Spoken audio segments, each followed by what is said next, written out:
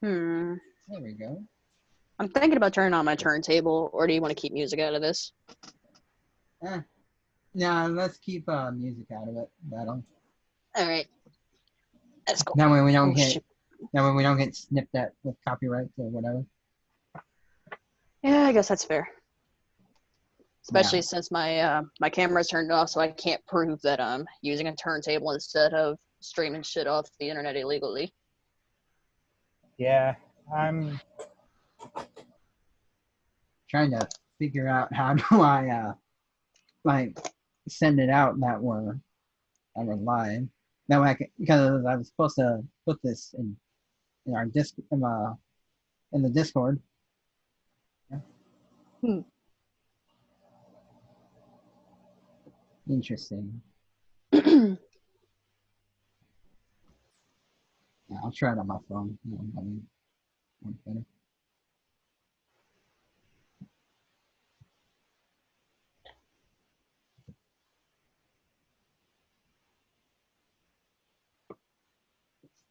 I love how we started, but we're actually, not really doing anything. Oh, we're streaming right now? Oh, yeah. Well, like I said, it's... I was waiting for you to do like a big intro speech or something and introducing everybody. Well, I don't know how these... everybody. My name is Markiplier. Okay, now we're getting... now we're... Oh, wait. Let me try some. How's it going, bro? My name is PewDiePie. Oh, hell no. No. I have my hat on backwards and everything. I got a better one. Are you ready? Top of the morning, dear laddies. My name is Jabrocko.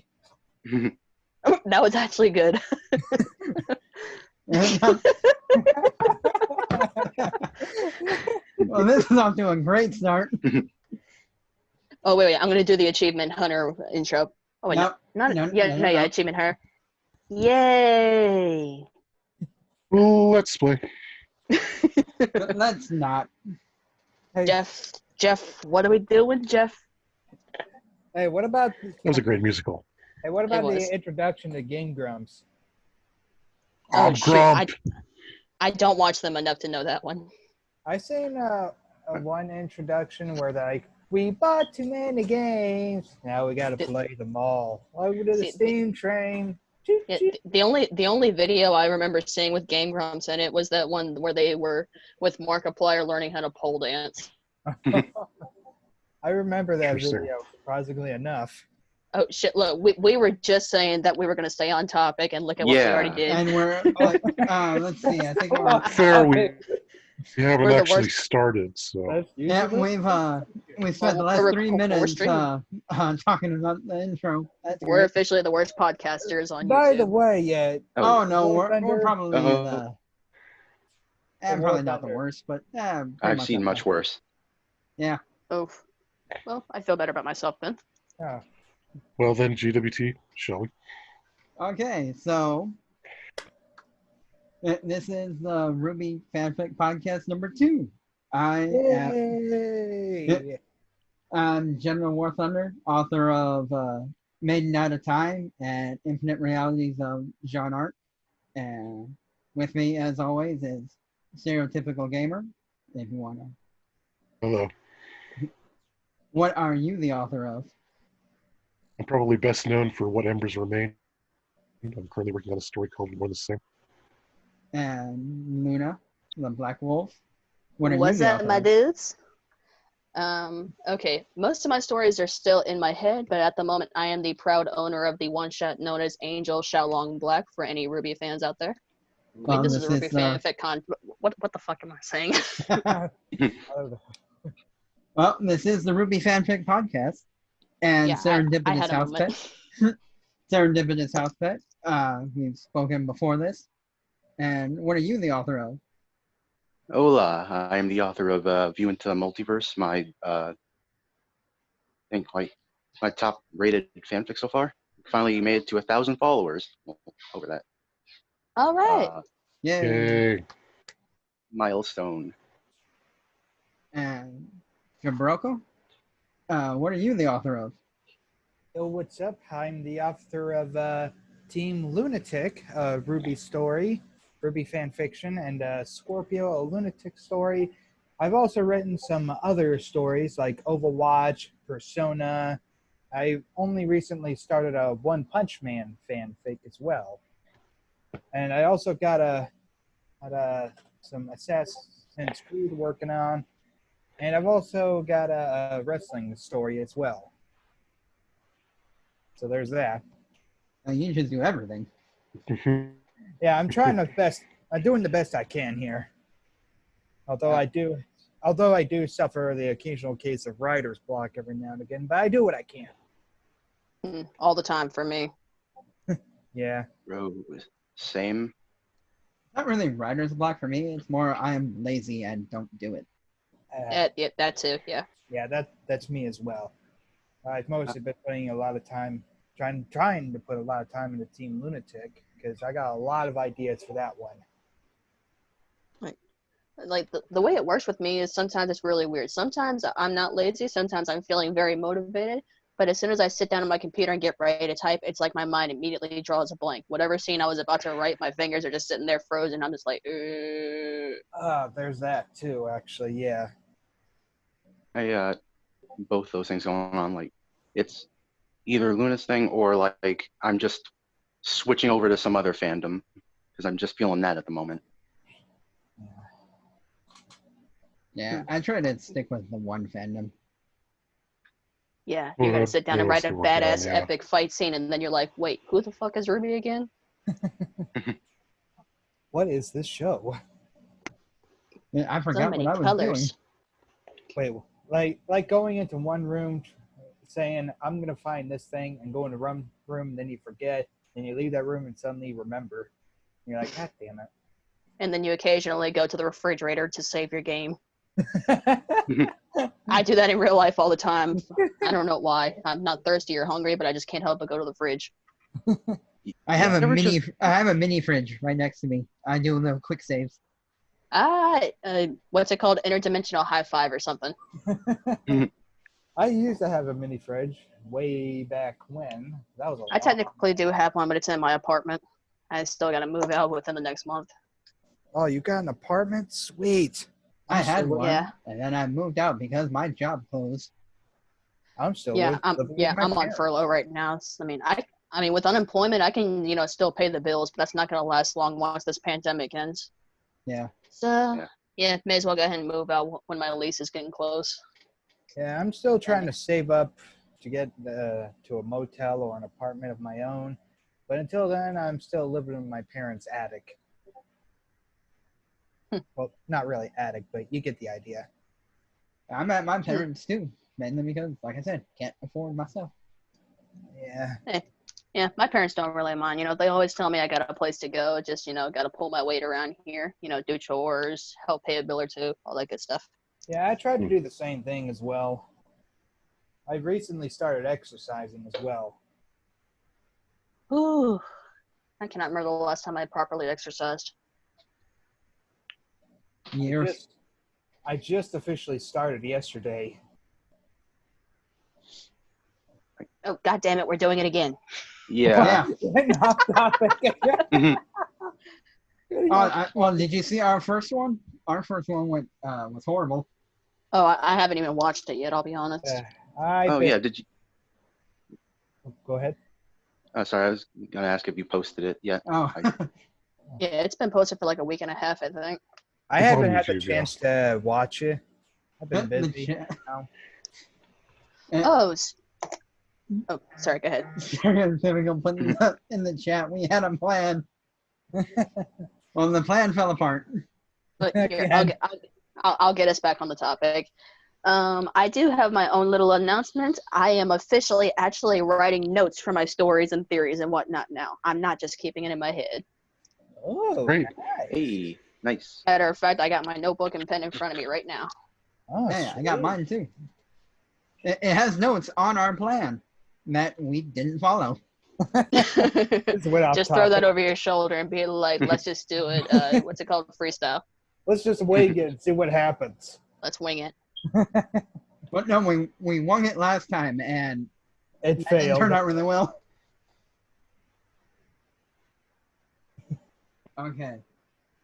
So yes, let's try to get back on topic. In fact, you know what? Let's start with the man who made the topic or made the plan, Stereotypical Gamer.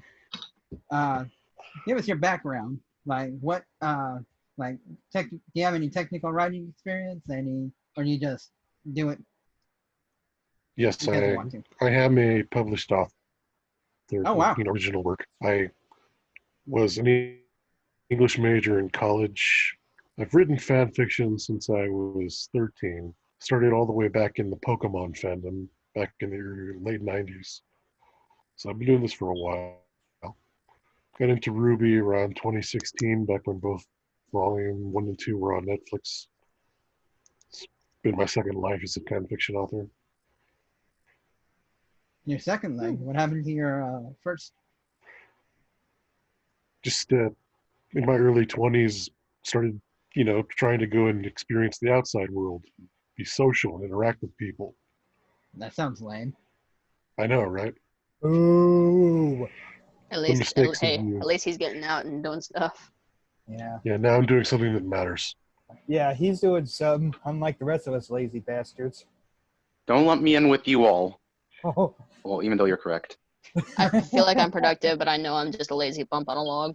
Well, now we don't have a choice. Staying home. I try to get out. Emphasis on try. How well is that going?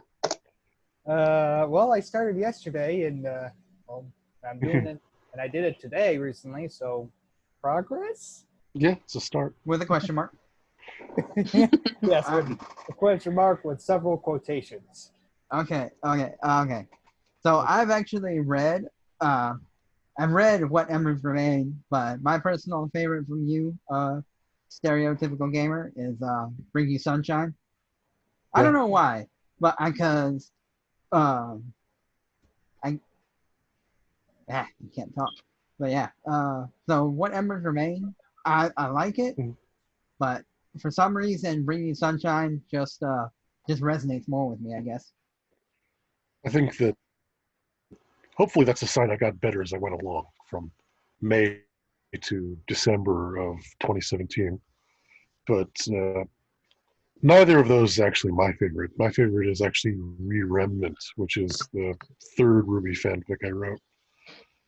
It's probably the most significant because I felt like I made a significant increase in the quality of work between that and my previous two. Like my first two RWBY fanfics I never talk about because I don't think either of them is that great. They're both important to me, obviously, but I don't think that they're very good reads. Are they posted? Whereas, I'm sorry, what? Are they posted? Yes, they're all on fanfiction.net. Oh, okay. I didn't like them as much as later works. And most of the time, after What Embers Remain, I just almost exclusively wrote romantic stories of some sort, some kind of ship that no one else was doing. Oh, look, let's write about Blake and Ren. Let's write about Coco and Tai Yang. Let's write John X Raven X Yang at the same time and see how it goes. Oh, I remember that one. Wait, what's Coco and Tai Yang? Is that one called Hot Chocolate? Coco Pops.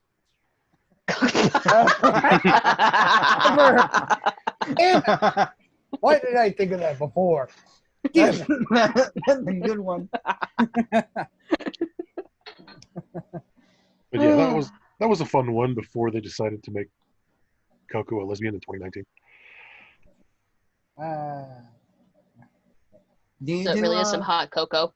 Do you do any original characters, or do you just stick with what canon gives you? I've made original characters who are minor, like just there to kind of fill in the universe. Like, here's a member of Raven's Bandit Tribe who has a name, so they're not just a generic force. They're not just a plot element, they're a character. Or not just here's the... Not just Go ahead. Go ahead. Sorry. So they're not just a narrative tool, but an actual character with a face and a name.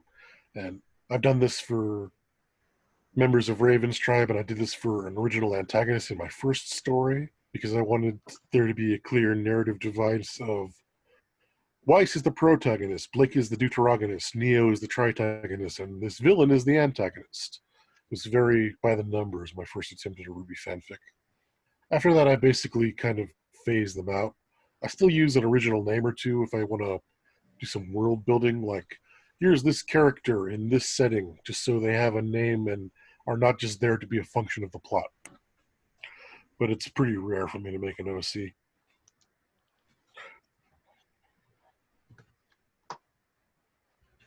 So they're not just idle NPCs. Yeah, pretty much. They have, you can get the sense that they are part of the world and have their own thing going on and just become involved in the plot for one reason or another.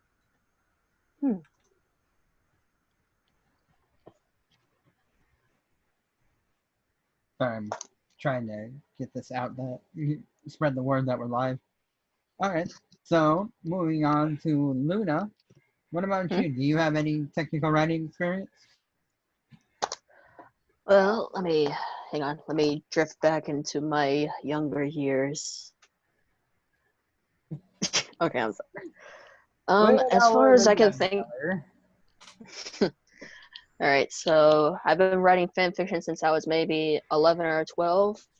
At the time, I had been getting back into one of my favorite cartoons of all time was Danny Phantom. Watched it all the time when I was a kid. Decided to rewatch it after I saw it on TV one day. And that's kind of where it all started. I started thinking about, what all is happening after the series finale. Things kind of grew from there.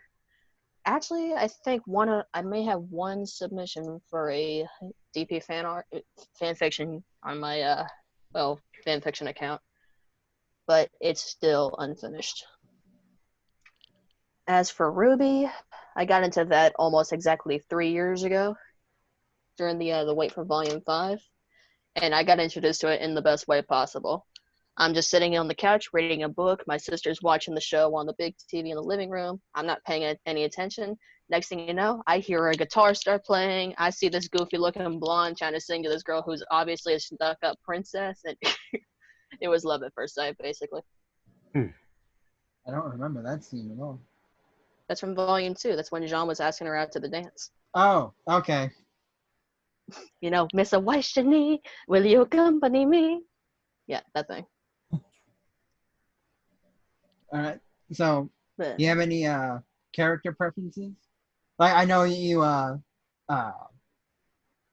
don't want to say favorite, but the one that I've read is Yang and Mercury. Well, yeah, that's my favorite ship at the moment. And Greaves. I feel like someone here is judging me. I'm getting judging vibes somewhere. Not for me. I make some worse crack ships than that. At least that one. I assure you, it's not for me. At least I hope not. Oh, I've done some out there ships, so. And right. I don't think any of us has any room to judge. Nope. All right. Well, I mean, favorite I judge characters. So for favorite characters, no matter what fandom I get into, I'm always drifting towards, the bad guys or the antagonists. So in terms of that, yeah, Mercury and Raven are probably my favorite characters, strictly because of the enigma that surrounds both of them. Yeah, there's definitely an element of that in RWBY where the kind of filling in the blanks of the characters gives you a lot to work with, just similar to them. Yeah, I feel like the less I know about a character, the more drawn I am to them, because that just gets my brain fired up. So what did you think about Mercury's backstory in Volume 7? They weren't seen in Volume 7. Volume 6 is what you're thinking of. Oh, then, whatever. You know what I mean. So far, the only thing that kind of surprised me and confused me really was the thing about his semblance. But aside from that, everything he told Emerald was pretty much already common knowledge that you could gather from I'm the One. Right. And that whole thing about his father stealing his semblance, it doesn't make any sense to me at all. Mm-hmm. Maybe he put a lock on it so he can't, use it or something. But I don't know so much about stealing it. Because in my mind, like saying someone stole your semblance is like saying they stole the soul. And we saw it very clearly in the fight with Yang in Volume 3 that his aura is fully intact. So, I don't know. In the simplest and stupidest term I can think of, I think Marcus's semblance was basically a child safety lock, but for semblances. R is one of those things that is a whole other can of worms, but there has been kind of an increase in the number of semblance theft ideas in RWBY lately. If you read After the Fall, that was apparently one of the end goals of whoever was pulling the strings of the villains in that book. Mhm. So maybe they've got some wider plot going there. But okay, so yeah, I was binge watching Volume 6 on YouTube about a month or so ago, and I just happened to be looking through the comments section, and I don't remember exactly what anime it was from. I don't know if it was Full Metal Alchemist. Wait, is that it? Yeah, Full Metal Alchemist or My Hero Academia, but someone said that Marcus reminded them of a certain character who was basically all powerful and could, steal other people's powers and make them his own or something like that. Does that sound familiar to any of y'all? All for one from My Hero Academia.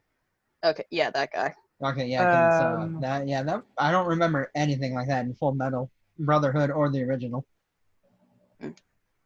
If I may say something real quick, yeah, go ahead. Don't kill me for saying this, but I've never watched My Hero Academia before. But I haven't either. Don't feel bad. Yeah, I haven't either. I've always wanted to give it a look at, see what it's about, but I've never had the time to sit down and watch it, to be honest. Yeah, there are a lot of animes I haven't seen. Yeah. I honestly just straight up look at the fan fiction for My Hero Academia. So. You don't like the main plot? No, it's not really. Yeah, just haven't taken the time to watch it, and there's a lot to watch. So, plus I got other stuff. So, is there anything else you guys want to know? So besides Angel, do you have any other original characters? Yes, my very first OC. I call her Luna Greyback, and this was back when I was in high school. I think my sophomore year.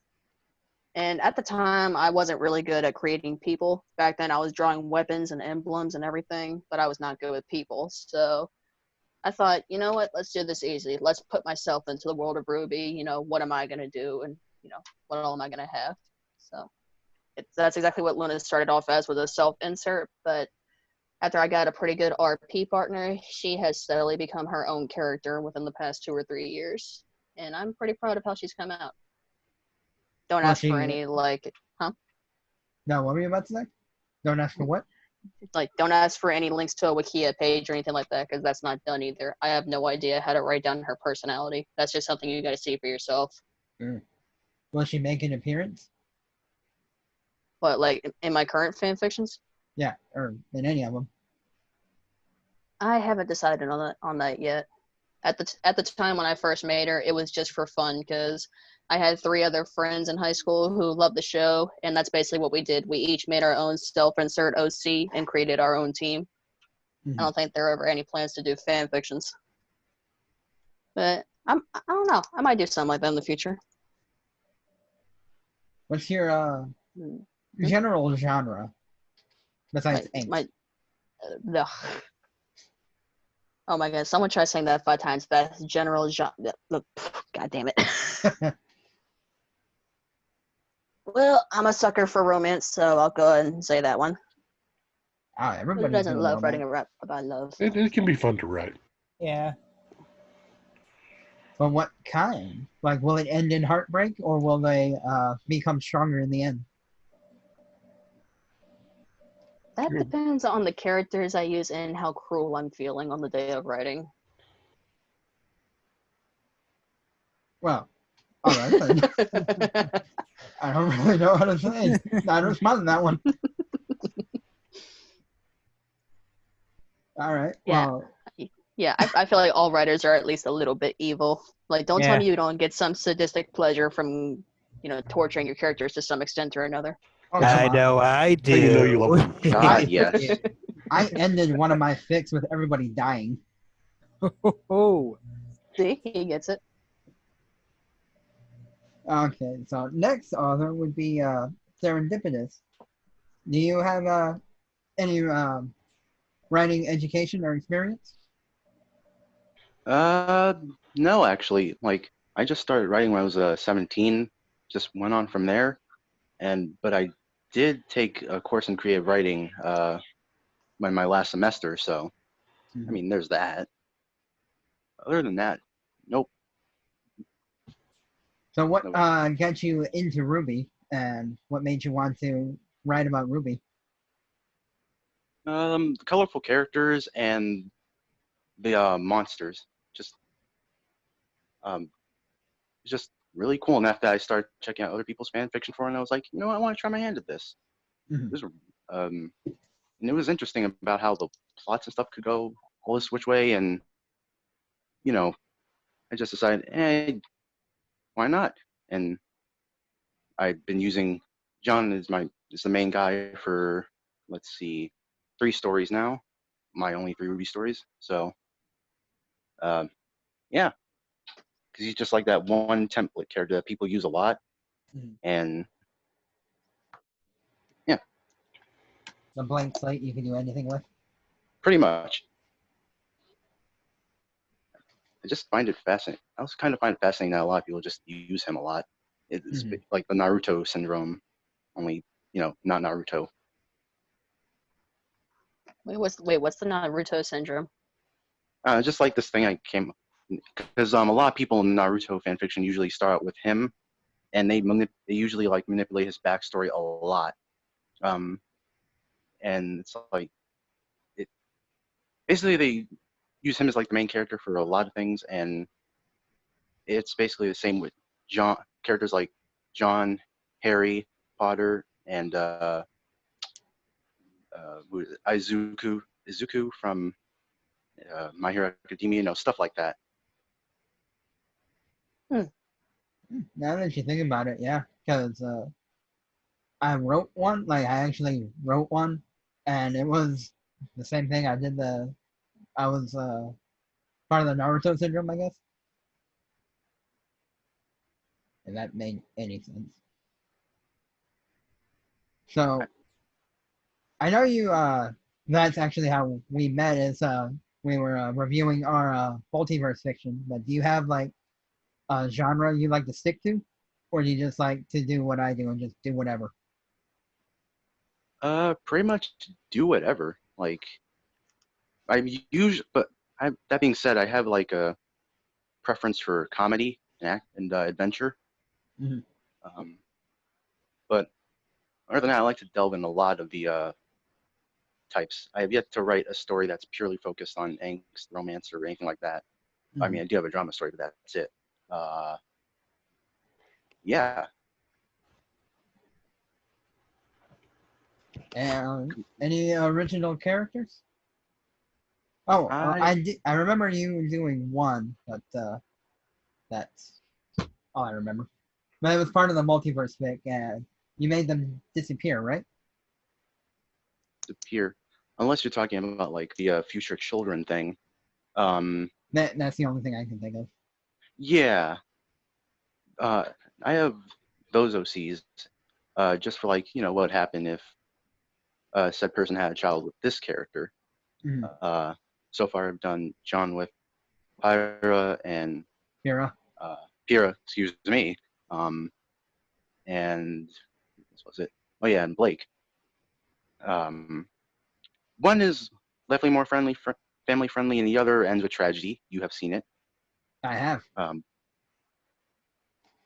But other than that, the only other OC I got is for this one story that crosses over Skyrim and Claymore. Has anyone heard of Claymore?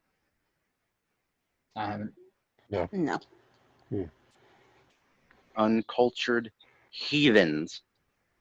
Anywho. You know what that sounds like to me? Sounds like you're hating. All right, I'm hating.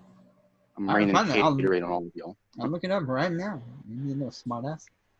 Yeah, as Taylor Swift would say, hate is gonna hate. I'm just gonna shake. Shake it all night long. I hope you shake until your head falls off, you monster. Bold of you to assume my head was ever on to begin with. I can't find it. I'm still trying to find mine. I think I left mine at Walmart. I'll go back for it tomorrow. I can't drive anymore. Ooh. Is anyone? All right. What about Skyrim? Oh, sorry. Okay. Well, I'm pretty sure everybody's heard of that one. Heard of it, never played it. Well, at least you've heard of it. Impressive. I played it for several hours, but never completed it. Still trying to this day.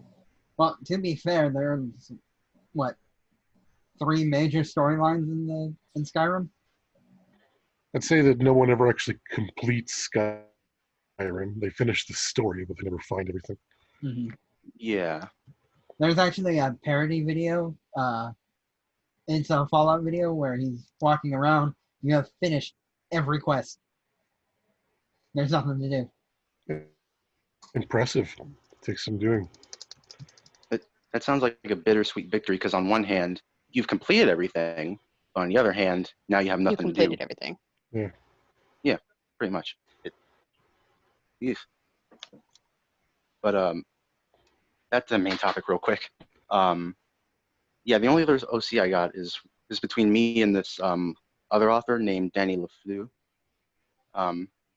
And we're doing a Skyrim and Claymore crossover, and it's basically a dragon called Danlot Fell, who is the lieutenant of Alduin, who made his own shout. That is basically lightning.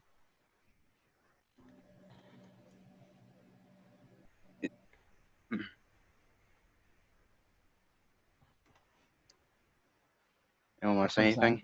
Well, no, I thought there was more to the story. Well, there is, but like we're still ironing out some details right now. I mean, we've introduced him, but you know. Okay. Any other questions for this humble pet? Nope, not for you, Mr. Humble Pet. What kind of pet are you? He's a Bee penguin. pet. Are you a dog? Are you a cat? Are you a horse? Are you a hamster? Are you What a kind of rat? pet are you? He's a penguin. I'm a goddamn penguin. I'm the perfect pet. Penguin bred for hot springs. I Exactly. was about to do a penguin impression, but then I realized I don't know what penguins sound like. My Oh, no, sister, my sister would goes nuts for penguins. Like, she loves them. Yeah, I'm not going to embarrass myself and try to attempt it. I'm just going to go back to writing. Yeah, Alright. embarrass yourself in other ways. Ooh. Oh, Yeah, I'll do that later, though. I'm feeling too productive right now. And last but not least, the newest member, Jabrocko. Jabrocko. I'm fucking this up. jabroni. Let's just call him Rocky. You could always just call me James if you want. That Well, works too. we always do this. We call each other by a username, so I got a better idea. You pronounce it so we know what to say. Okay, Jabrocko. Jabrocko. Got it. Yeah. Wait, hang on. So you said we all refer to each other by our usernames, correct? Have we I not? have never once heard anyone call you Genital. I call him GWT. I call him WarThunder. Yeah, I try to call him Thunder, but he won't let me. No, I won't. You're already shortening the name. Stop shortening it further. But I'm too lazy to pronounce 2 words at the same time. I actually call it stopped going to a server because they wouldn't cooperate with that. Just call Wait. him Jenny. So since the first half of your username is Genital, does that give me permission to call you Dickhead?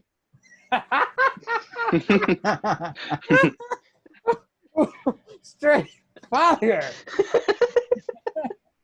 I'm just kidding. You know I love you, man.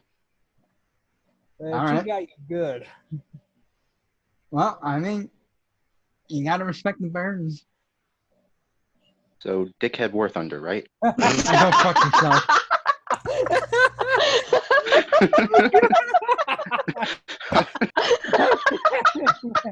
That sounds like an awesome fanfiction name. That was awesome. That was awesome. A gold star for that. A round of applause. Congratulations. Yeah, Pat on the back give for him that one. That was good. Give him a round Thank of you. applause. Thank you, everyone. Woo! These podcasts are so helpful. Yep.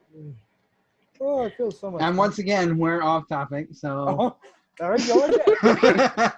Okay. Hey, we made it a long time without going off topic, though. Almost a whole 40 minutes. I'm proud of us. I wouldn't say 40 minutes, considering we spent the first 5 talking about 30 intros. minutes. Don't ruin it for us. Oh, I'm already ruining everything, so. I thought the first 2 minutes was because I couldn't figure out how to get people to hear me. Oh, no, we weren't recording then. Oh. Oh, yeah, we started late. Wait, Okay. are we recording? Yes, Yeah. we have Yeah. been for a while. Oh, We're also okay. live. Okay. Say hi to all the invisible people in the back. Hello, invisible people in the back. Say hi to the one viewer that we have. Oh, hello, Hello. viewer. How are Alright. you doing? Oh, yeah, hang on. He's in the very back row. You got to say something a little louder. Can you hear me? Oh. Hear me? Hear me? Hear me? Hear me? Hello, hello, hello, hello. How are you? You. Okay. We're all We're getting assholes. off topic. Okay, Serious. back Back on let's topic. try to Wait, to Is do that this again. technically breaking the fourth wall? Not really. Eh, I wouldn't say so. Okay, back on topic now. Hmm. What was the topic? I already forgot. Well, we were going talking through our about backgrounds, and it was Rocco's turn. Oh, yeah, go for it. Okay. Fucking hell. There's. What do you want to know exactly? Oh, just what I've been asking everybody. Do you have any writing experience outside of fan fiction? Did you go to school for it? Yeah, actually, I've had some literature classes. I've actually written a story that was kind of based on I'm not sure if you guys heard of this game series called Darksiders. I actually written a self-insert in the first Darksiders game. Yeah, I see that. Epic, by the way. Anyways, yeah, it was mostly just a self-insert. That it wasn't very good, but I've been trying to improve on my writing as well. I've actually recently started on a few stories to actually publish. Good. But still in the process, haven't had the proper time to take the time to actually work on them, but I'm trying. That's all we can. That's all we can do is just try. Yep. Mm-hmm. So what got you interested in RWBY? Well, that's a funny story actually, because Shoot, I'm I'll be not right sure. back. I'm not sure if you heard of this place. There's actually a place called Roosevelt Warm Springs. It's an institute for special people with disabilities, walking or speaking. I have autism and ADHD. Yeah, and I went there, and I actually remember a sort of club, I think, and it was showing a few episodes of RWBY actually. Oh, really? And at first I didn't really get into it yet because I don't know why I didn't get into it in the first place, but that was like years ago. Oh, but eventually I did come across some of the music in the show, like "Time to Say Goodbye," and that's been on one of my playlists for a long while, ever since. And recently I've gotten back into it after reading a fan fiction from an accomplice, or what's the word? Friendly associate, I think. Let's just call him a friend. And he writes some interesting RWBY stories, like The Lost Rose. And recently that kind of got me into it. And recently I read my story, Team Lunatic, like at the beginning of Volume 2. It's kind of yeah. AU? Yeah, AU, definitely. And yeah, that's how I got interested in the show, of a sort. Okay.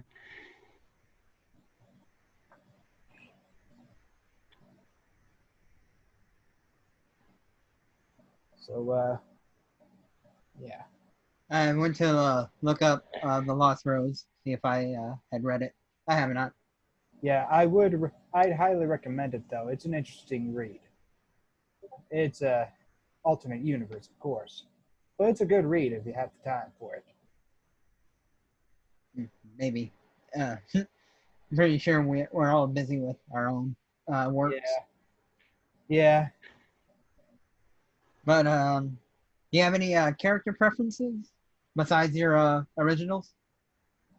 Well, mostly a little bit of everything, to be honest. I don't really have any preferences.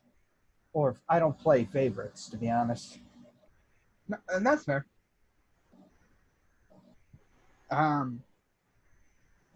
So, what kind of genres is Team Lunatic? Well, it's mostly an adventure with a little bit of romance added into it, but it's mostly has some mystery elements.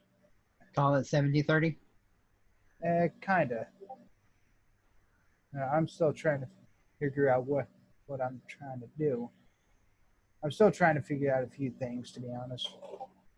That's fair. I started stories, and like I don't even know where to go with them. Like I'm in one where a lot of the cast is bikers, and I don't even know what to do with that.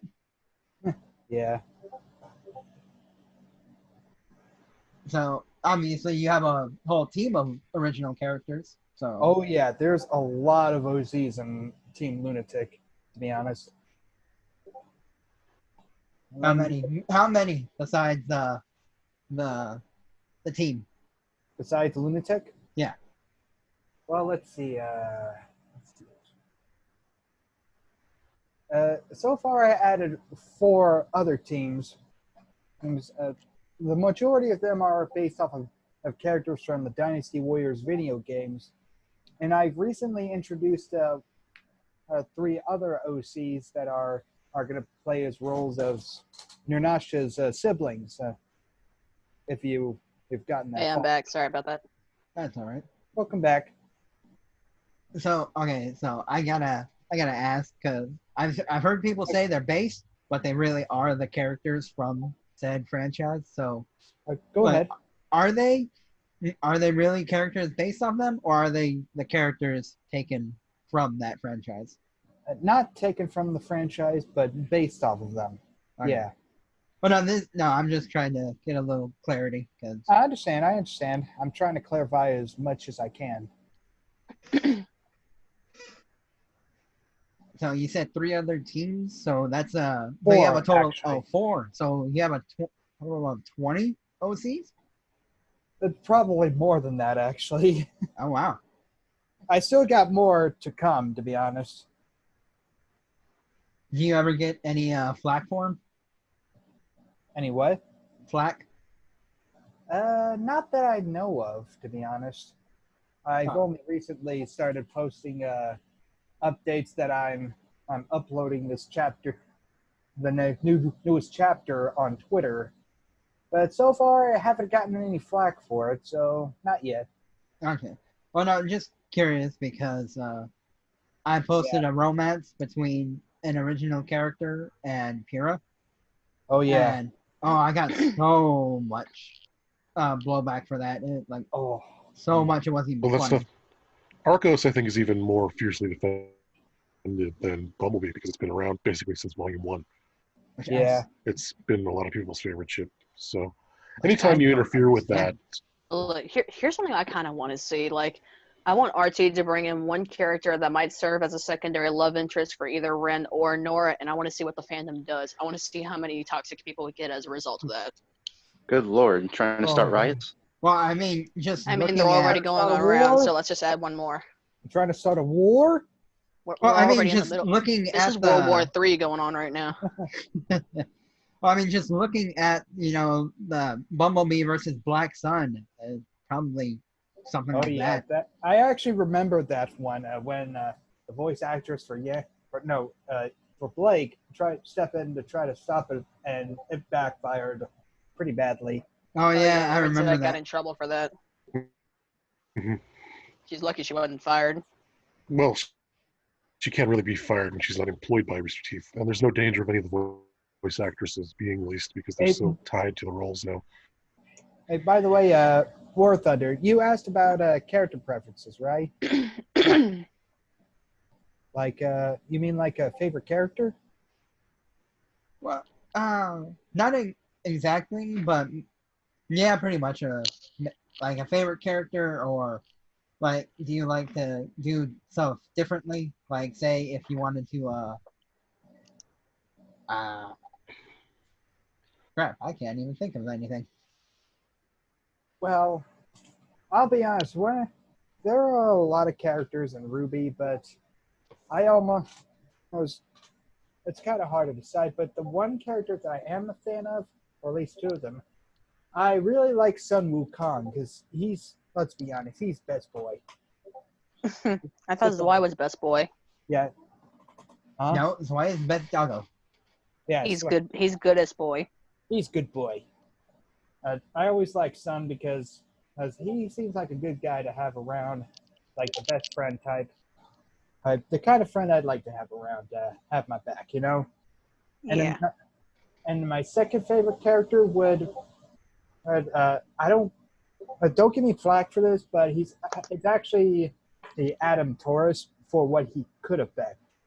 Yeah, I'll agree with you on that. He definitely does have some squadron potential. He could have been a very interesting character if they were willing. Yeah, a much explore him. better character than what we got, to be honest. I mean, I'll be brutally honest. In my opinion, I think Adam got fucked over by the Bumblebee fandom. He was Oh, yeah. sacrificed at the altar. Oh yeah, no doubt. He was volunteered as tribute. Oh no, he didn't even volunteer. It was forcibly volunteered. He was the sacrificial lamb. Or sacrificial bull in this case. Oh my! Wait. What? Waiting. I just now remembered the Greek myth about the Minotaur, about how it all started, how King Minos had to sacrifice a bull every now and again to appease the god Poseidon. He didn't want to sacrifice this one pure white bull, so Poseidon's like, all right, I'm gonna make your wife fall in love with your bull if you love it so much. Next thing you know, there's a monster. Yep. Greek myth. Somebody banged somebody and they result.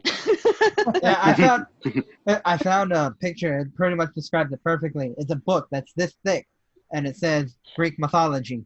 And then it's a book this thick, and it says Greek mythology, and Zeus kept it in his pants. Fair.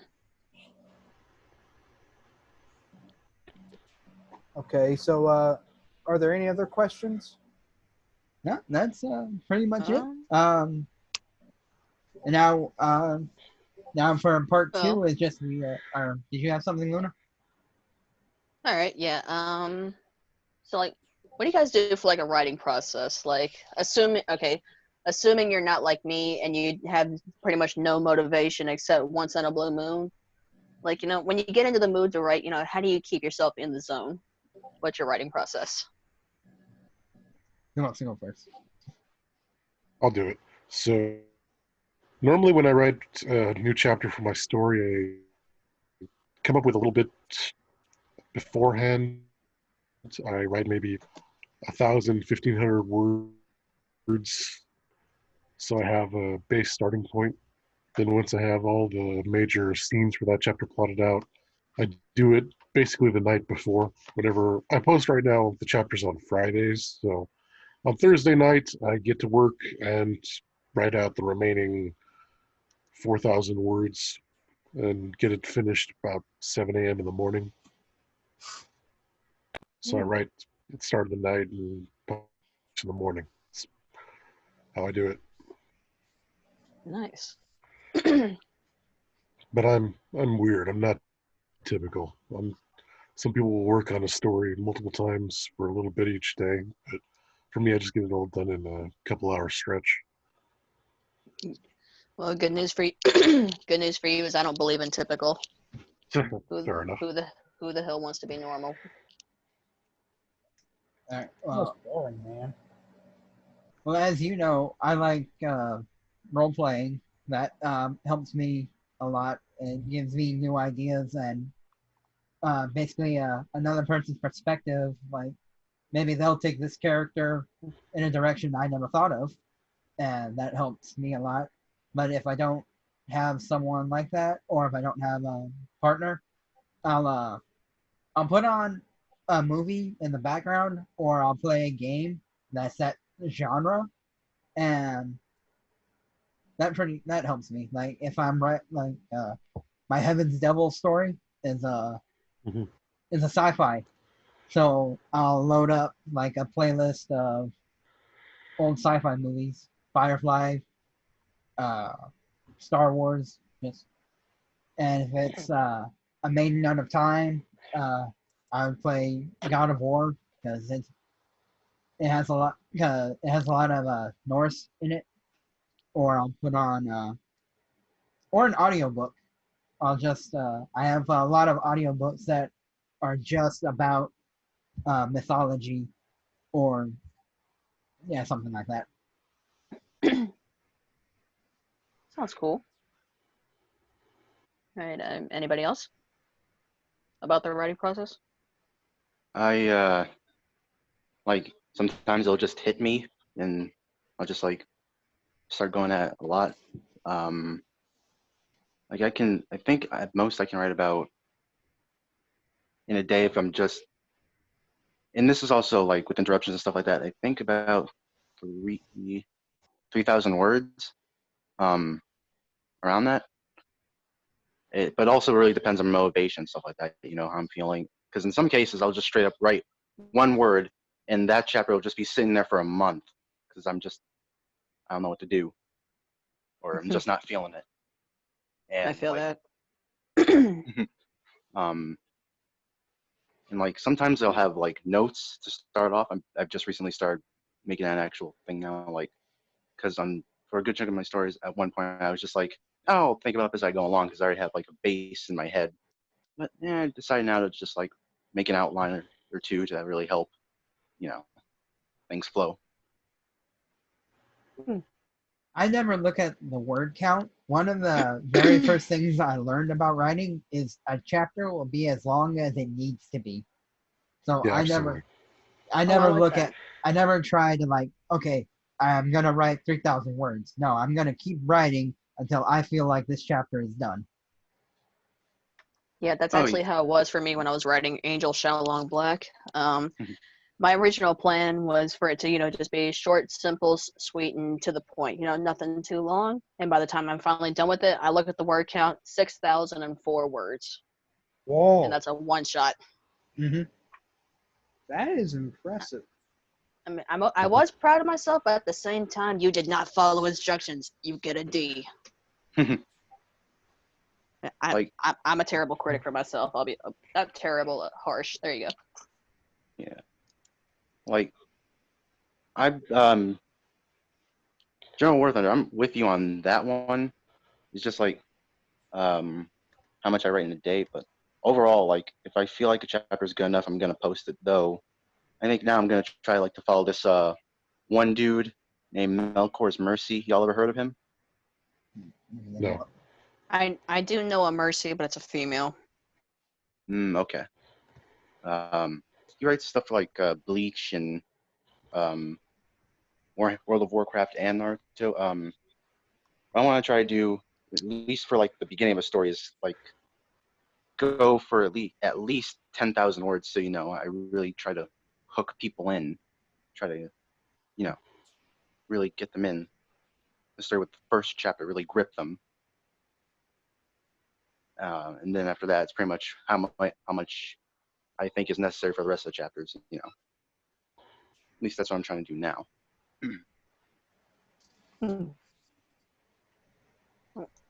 Rocco, anything about the writing process?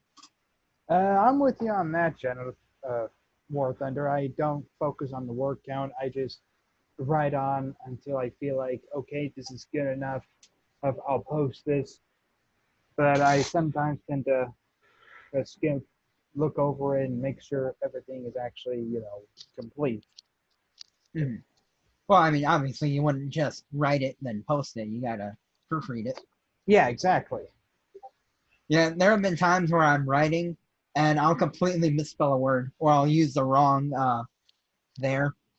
That's one of my biggest problems. I keep using the different there when I'm supposed to.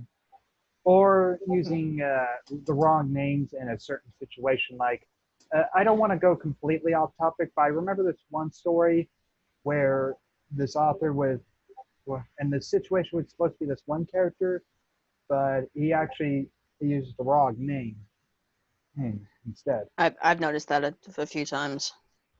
Yeah, I've seen that several times from a friend of mine, Blue Cat Cinema, actually.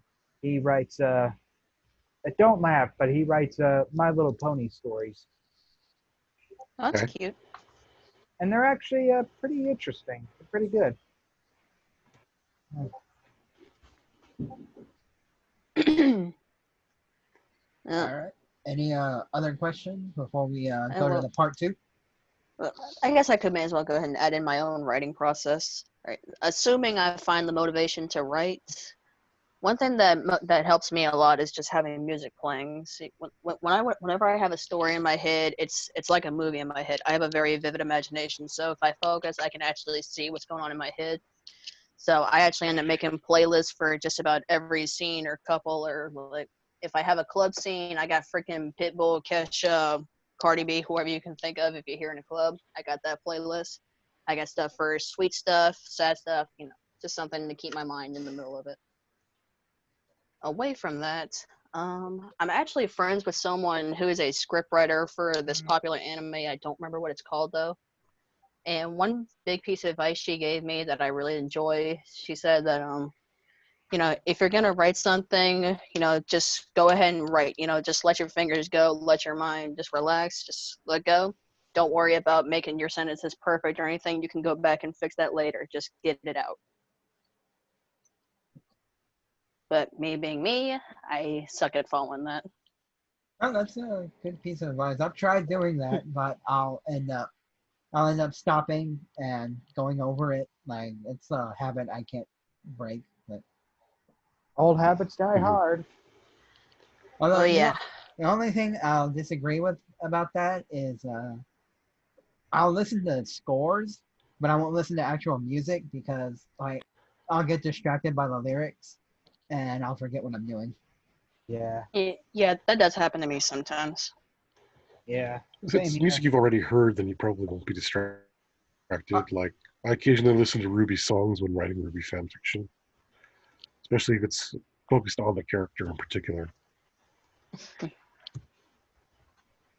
Yeah, I try to stay away from RWBY music whenever I'm writing RWBY fan fictions because, I'll just end up seeing the scene that would, like, if it's a fight song or something, then I'll just, end up basically watching the episode in my head. I'm not focusing anymore. Yeah. But that's one. Like I said, I like scores because it's just the tune, and I'll find one that'll match the scene I'm writing. Mm-hmm. Like what kind of scores? Like, do you have any favorites? No, it's just mainly movie soundtracks. Like, no, yeah, I got that, but like, do you have a favorite? Kingsman, like the second Kingsman, the Golden Circle. Like, I have that on my phone because there's one called Whiskey's Demons, and I think it's the perfect one when you're writing someone that's dealing with like something internally, or like whenever I hear that, I always think of somebody who's like at a bar trying to forget everything that happened to them. And yeah. Oh, wait, I do have some scores on my phone. I think it's mostly stuff from the Avatar movie, not the Last Airbender, the James Cameron movie with all the blue aliens. Is it weird that I actually liked Avatar? No, it's not weird at all. I love that movie, and I can't wait for the sequel. Me neither. I'm looking forward to it, actually. James Cameron is probably one of my favorite directors of all time. Oh, where's the cat? I think my favorite is I found a picture. It's of the Hulk, and when he puts on the Infinity Gauntlet, and he's screaming, but the tag says, "Marvel fans trying to get Endgame to beat Avatar," in highest grossing film and opening weekend. And then the second picture is Thor with his thumbs up saying Disney, who owns both Marvel and Avatar. That honestly scares me. What? That Disney owns I mean, the world? I mean, like, okay. First thing I'm going to say is I haven't seen a lot of the recent Avengers movies, so Endgame, Infinity War, stuff like that, I haven't seen it. But I don't care about spoilers, so tell me whatever. But the fact that Disney owns Marvel, I'm not quite sure how I feel about that. I mean, aside from a few good films, Disney has not been doing really good these past few years. It doesn't matter. They're making money. As long as they make that moolah, that's all that matters. Yeah. Well, yeah, but a majority of what they're doing is just remaking, classics. The Doesn't matter. And It doesn't matter. They're bringing in that money.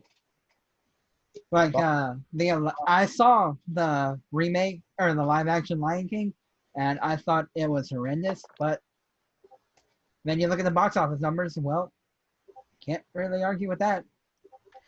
Yeah, I went to see that movie in theaters, just so I could say that I saw The Lion King in theaters. Yeah, it wasn't the cartoon original, but it was still quite an experience. My favorite part, of course, was when everybody was singing Hakuna Matata in the theater. But when I got back home a couple of weeks later and decided to watch it again, yeah, I started noticing a lot of things. I didn't like how some of the actors sang. I didn't like a lot of the animation. No. They're banking on that nostalgia right there. Yeah, exactly. They're sacrificing quality for nostalgia. I'm pretty sure that's what a majority of their money is off of. Quantity over quality. I never went to see the live action movie in theaters because I knew it was going to be shit. Yep. Speaking of scores, if you don't mind me throwing my 2 cents into this. Oh, no, go ahead. Speaking of scores, I'm not sure how familiar you are with the Persona series, but there's Persona series. Persona 3. It doesn't ring a bell, sorry. Wow, that's impressive. It's a game series. Yeah, and one of the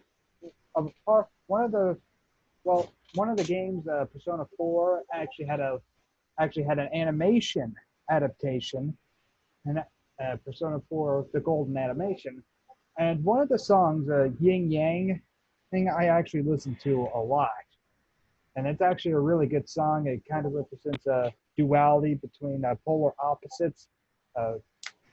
One sees differently, and the other is bitter and angry.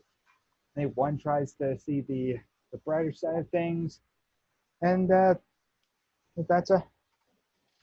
yeah.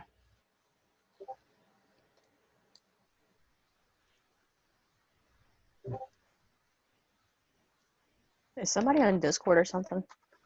Oh, sorry, that's probably me. I swear they're popping up. Anything else anybody wants to add before we move on to part 2? I'm good. What about you guys? Let's go on. I think I'm good too. I'd like to proceed. All right.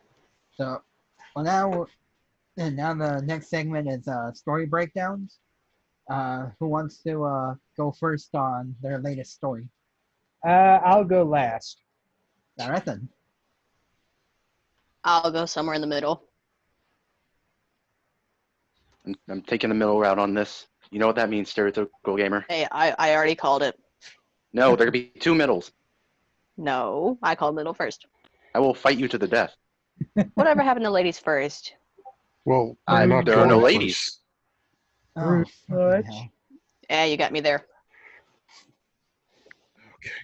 To elaborate I suppose I shall take the lead then, again. Well, if you want, you can ask me and I'll go first if you don't want to. Okay. Yeah, you do it. Yeah, you two are the big brothers here. So, my current work, one and the same, is a direct sequel to Volume 7. It's intended to be my departure from the RWBY fandom. Oh, really? This is going to be your last one? That's my plan. I read a lot of stories with the intention of them being the last ones, so who knows if that'll be the case this time. I never assume there's going to be a sequel to anything I write. I always kind of write with the assumption this is it, this is where it ends. So make it good, because it's your last story ever, make it good. Yeah, But because in this case, it is. I saw that you were.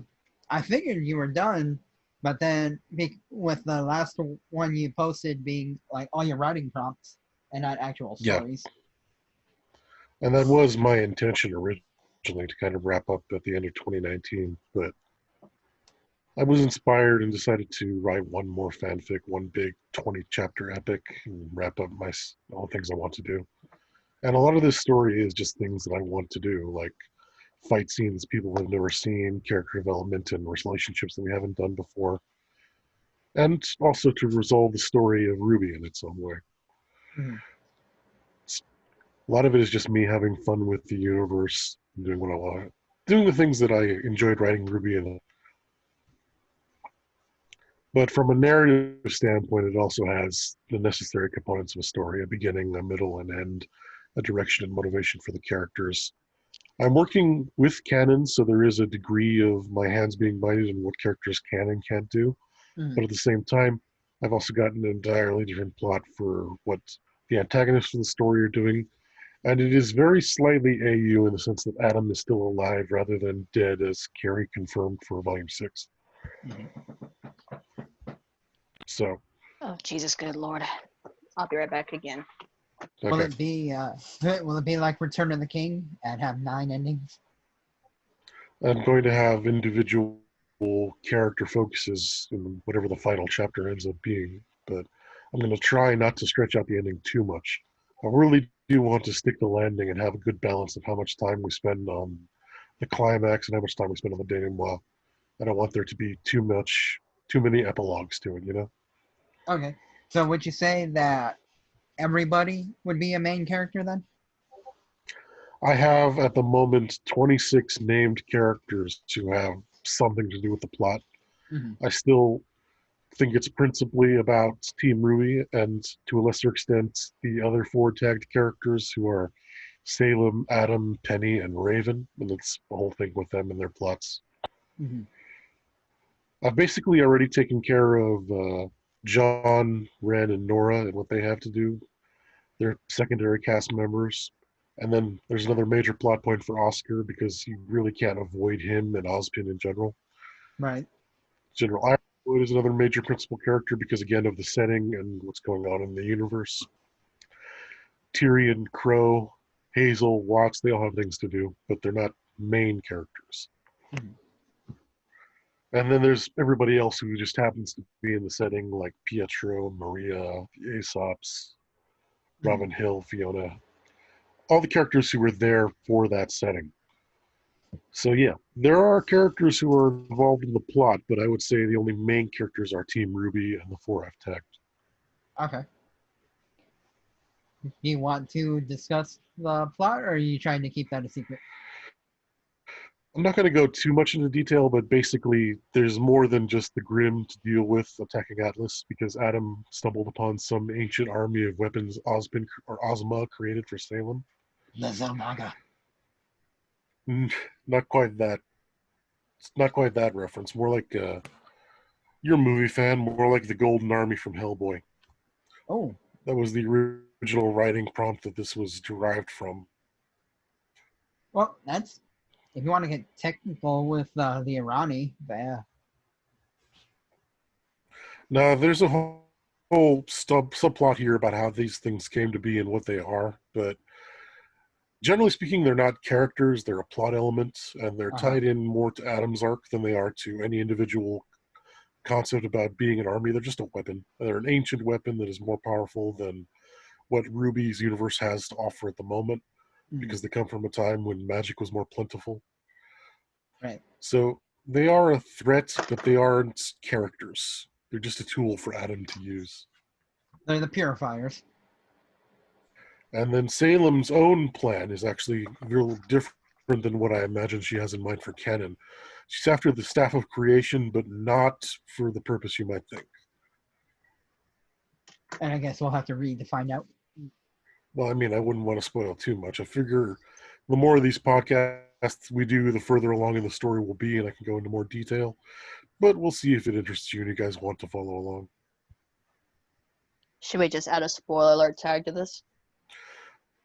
No, nothing I've said is a major spoiler. It's in the description of the story already. So yeah, Well, yeah, but I mean, like future tense. Like once you actually get it all written, and if we ever do a podcast like this again, we can just give any viewers a spoiler alert if they haven't read it. Let's just do if we a get to that general point, overview. Let's just do a general overview where we just explain what the story is about and not go too in depth with it. Yep, sure. That way we don't ruin it or ruin our own stories pretty much. It's an alternate volume made with giant golden machines that can destroy everything. And also Salem's plan is less about destroying Atlas than it is about inadvertently destroying all of Remnant because of her unrelated plan to reverse the flow of time. I actually do think that Salem does want to destroy Remnant entirely. I don't think her goal is to destroy Remnant. I just don't think she cares if she does or not. It's just an unintended consequence that might happen. I was actually doing research on this. Like, okay, so Miles and Carrie have stated that Salem's, ultimate goal is to find all 4 relics, absorb the power of all 4 maidens, and then rule Remnant as its Dark Queen. Yeah, that's from the art book, right? The World of Remnants book. But yeah, I got that next to me. There's that companion book or whatever. Yeah, but then there's the fact that Salem knows that if she had all 4 relics, that would summon the brother gods back to Remnant, and they would judge humanity. And the fact that she herself said that humanity is irredeemable in the Lost Fable, I'm almost pretty sure that she actually wants to destroy Remnant because it might, be the one thing that hurts Oz the most. I don't know if she wants to destroy Remnant so much as she wants to thumb her eye at the gods and say, "Ha, I didn't learn anything. You guys are jackasses," and really doesn't care if anyone dies in the meantime, because there's no risk of that happening to her. I think that she's a little bit more, she isn't so focused on being that antagonist as she is simply callous and willing to disregard because of how long she's lived and how much she's suffered already. It just made her jaded and cynical rather than overtly malevolent. Well, keep in mind that, she technically is still human, but, she's plagued with grim essence, so I'm not surprised if any of her human judgment is at times clouded by her quote-unquote insatiable desire for pure destruction. She seems to have enough of a compassion about her in that she doesn't get rid of people or sacrifice her minions needlessly. I mean, she let Tyrion come back even after he failed her, so she's fair, she's got but some degree. Compassionate. Okay, fair enough. Like in Volume 6 when she refuses to let Hazel take full responsibility for her failure at Haven, knowing that Cinder's the one responsible. Yeah, she's fair, but I wouldn't say compassionate. The fact that she was still capable of compassion after being dipped in the pool, at the very least for her own children. So there's still that element of humanity in her, despite her mutation. Yeah. I have a whole other theory about that whole thing, but that's going to be us getting off topic. Yeah, let's gradually drag her I'm going to try to keep my mouth shut on some stuff. I will say one thing, though. I think Salem, in a way, Stereo will get this reference, but I think she's a lot like Arcturus, where the only reason she kept Tyrion around is because he's useful. That's entirely possible. I mean, she killed Leonardo after he had no more use to her, but at the same time, to betray her, so you could go either way with that. Yeah, even though Tyrion failed, he still came back and he wants to serve her. And like I said, like Arcturus in many ways, she's useful, so yeah, we'll keep him. Well, let's not forget that Tyrion loves all things in relation to death and destruction, and Salem is basically the epitome of that. So, yeah. His savior, his goddess. I mean, Tyrion has few screw loose, to put it mildly, but he's not entirely wrong. And at some point in Remnant's history, people did worship Salem as a deity, so it's not really that unusual. Well, yeah, but it's a little different in Tyrion's case. Like, you guys know what his illusion is? He's an allusion to I don't know if it was a poem or a short story. It was called The Scorpion and the Frog. But basically, a frog and a scorpion are trying to get across a river, and the scorpion says, hey, if you let me get on your back, we can both get across safely without a problem. Frog says, how do I know you won't sting me? Scorpion says, I give you my word. Frog lets the scorpion get onto his back, and when they're halfway across the river, Scorpion stings the frog, and they both drown. And then just before they both go under, Frog asks, why did you sting me? You said you wouldn't. Now we're both going to die. The Scorpion says, it's just in my nature. Yeah, and there's a lot of different variations of that myth, like the farmer and the viper, or any other thing like that. So yeah, Miles and Carrie's overall message from that story basically was that some characters are irredeemable, and that's pretty much Tyrion's case. He's all about death and destruction. Just wants to watch literally his goddess right there. I think the funniest part about that whole story is the first time I heard that myth was in Italian. Really? Yeah. Well, who's next on the story summary front?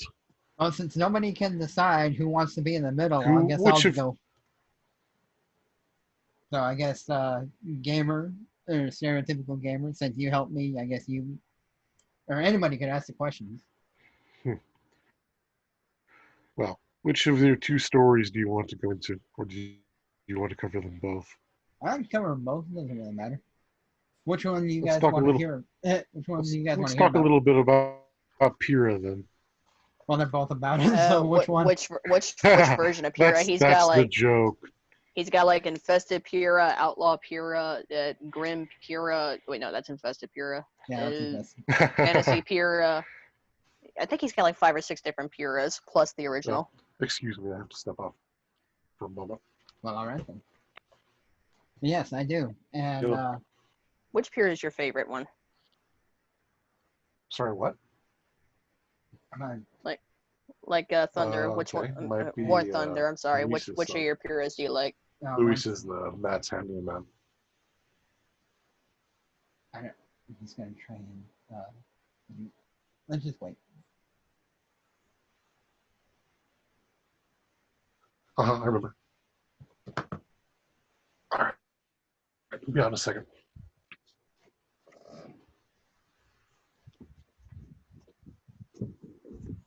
Just wait a second.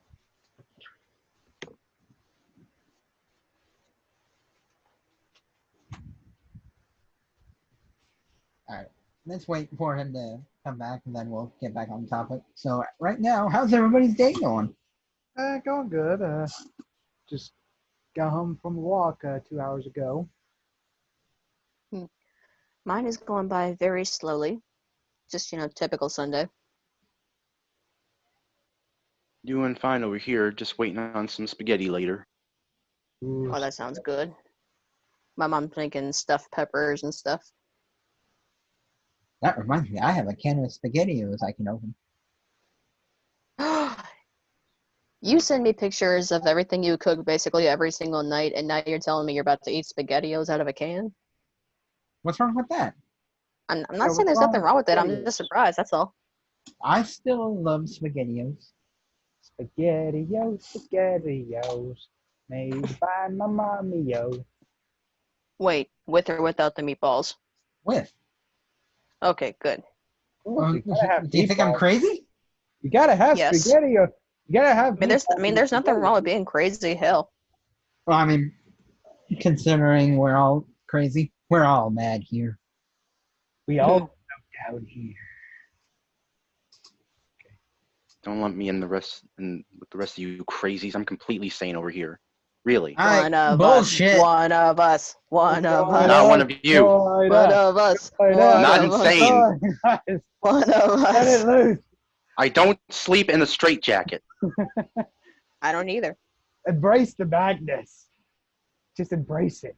Here, look. Here's what I think. All right, so everybody goes crazy at least a little bit every now and again. So instead of holding it all in and trying to fool yourself into thinking you're totally sane and normal, just let that crazy out in small amounts every now and again. Otherwise, it's gonna build up like when you drop a Minto into a Coke bottle, and the next thing you know, it's gonna be one day.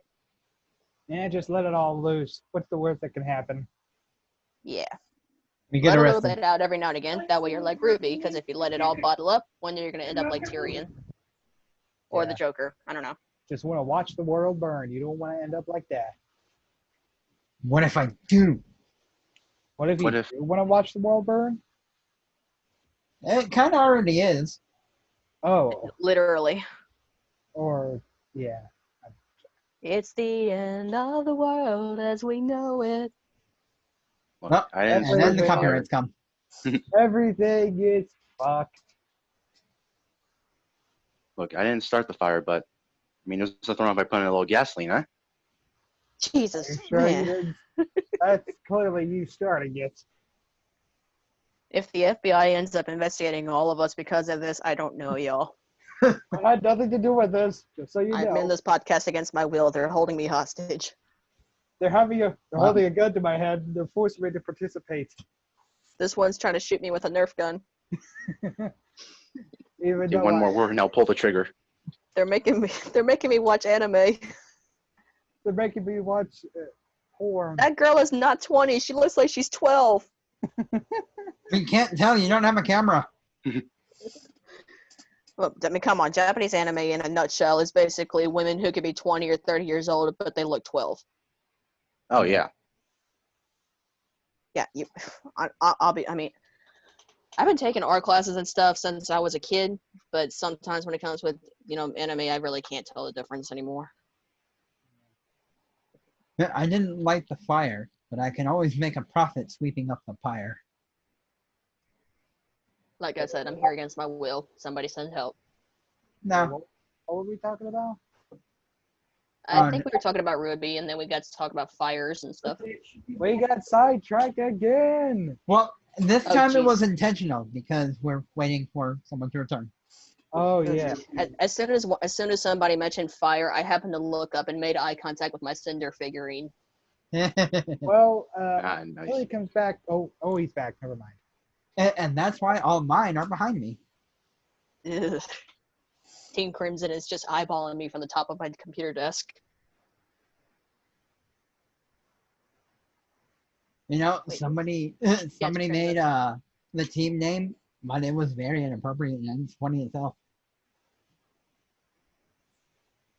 I'll be right back. Hey, Alrighty. Everybody's leaving. Our group is depleting. I only left for like short periods of time, but that's simply because my mama is a very short woman, so she can't get anything off the top shelf or the bottom shelf. Going off Damn it. of what my grandmother looked like, my mother is going to shrink. Yeah, here's an image. My dad is 6'1". My mother is like 4'11". I'm somewhere in the middle, like 5'6". 5'9", but both of my parents are kind of short, and I'm upset.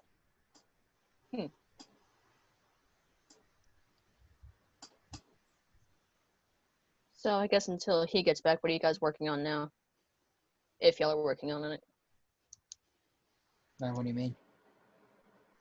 I don't know, like... Well, I think I mentioned, like, before the stream even started that I was doing research. I'm just trying to figure something out about Tyrion.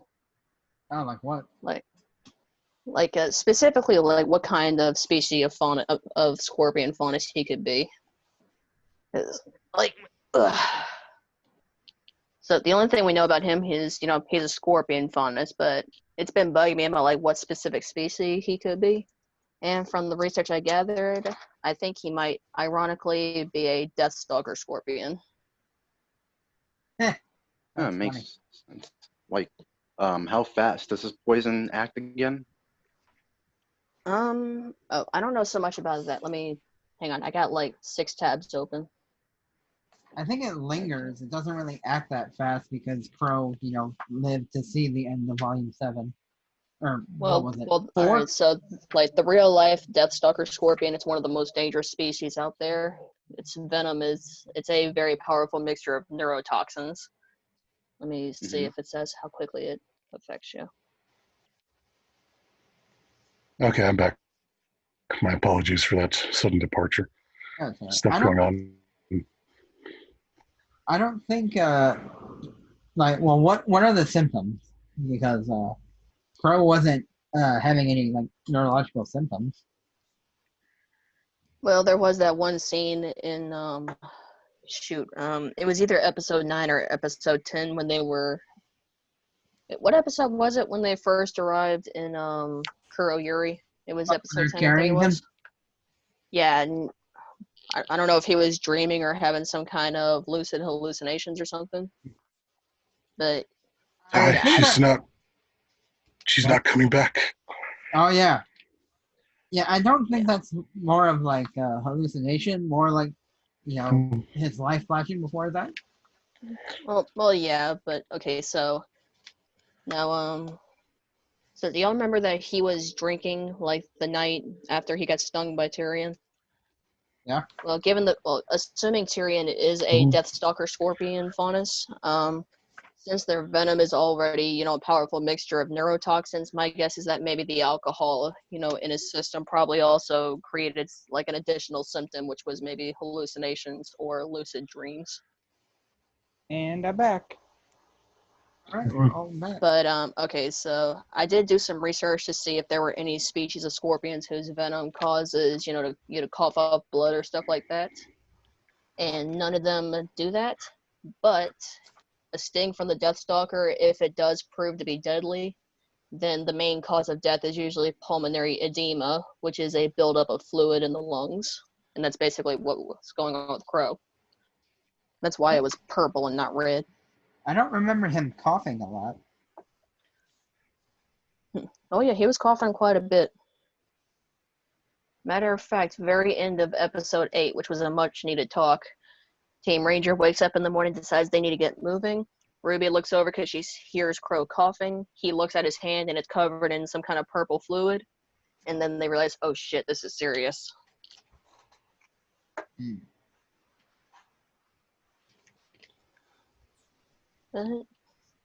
Yeah, just from the stuff that I'm gathering, yeah, I think Tyrion could be a Deathstalker Scorpion. And that would be ironic given the fact that what's one of the first Grimm we were introduced to? The Deathstalker. The Deathstalker. Yeah. When you break the venom down into these main neurotoxins, such as chlorotoxin and charybditoxin, yeah, symptoms do add up. That's why, and that's why whenever you're stung, you bite them. Who says you can't learn anything from cartoons? Oh, yes. Why go to biology class when you can watch cartoons? Well, technically it would be entomology. Well, yeah. Or, I don't know, what's the science of poisons and whatnot? Oh, poisons, I have no idea. Shoot. Okay, so before I started going on about Tyrion, what were we talking about? Wouldn't it be toxicology then? Wouldn't the study of poison just be toxicology? Let's find out. No, or at least I don't think so.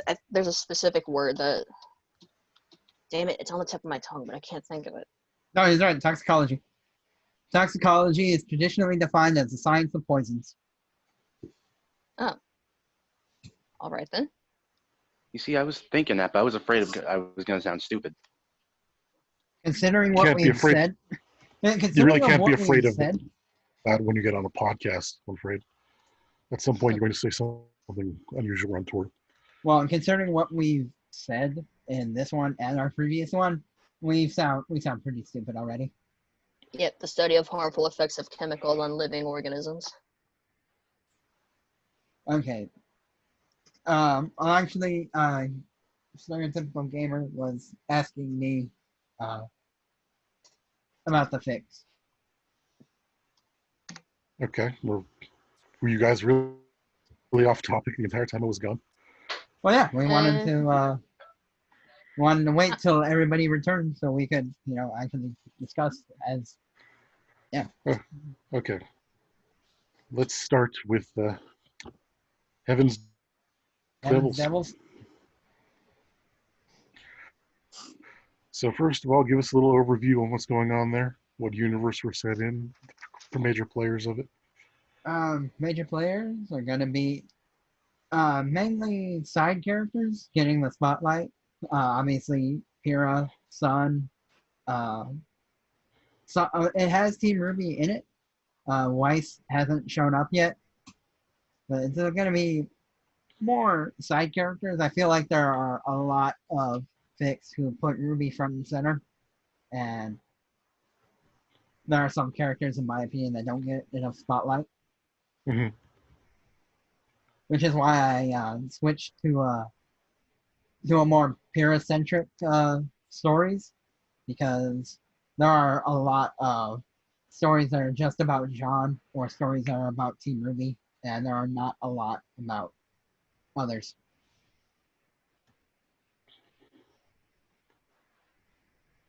So if you're going to put Pyrrha and Sun as the main characters you listed, what two roles do you have in mind for them? What are they going to do in the story?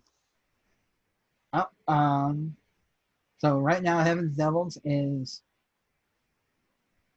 it's based on Firefly, where it's they're on a ship and they're just in space, but it has my own take on it, because versus Firefly, where they're smugglers and everything else, in this one they're more. It's from a D&D session I had. It's they're pirates with a heart of gold. That's the general consensus I'm going with. Is that so in the D&D session, my character is a pirate, but he sees a slaver ship, and he raids the slavers and frees their slaves. So I'm sort of doing that, but in space. Okay. And well, you've read it. Obviously, there are references and to other sci-fis that I enjoy, and there are elements from. This is going to be a more sci-fi oriented story. They've left Remnant behind. They're in other galaxies, on other planets. So just the RWBY casts being taken out into an entirely new setting. Yeah. So, a lot of my more recent stories have been like that, mainly because to me, Remnant is too confined. I like to put them in an entirely new setting where I have free range to do pretty much whatever I want. yeah, makes sense. And can you give us some insight about the plot, about where we're all going? Well, so I've explained this to him, but I haven't explained it on the podcast. So the podcast, or not the podcast. Let me try to get this right. So I am going with Weiss's first story, where instead of getting away from her father by going to another kingdom, Weiss is going to a completely different planet. I'm just taking her story and elevating it.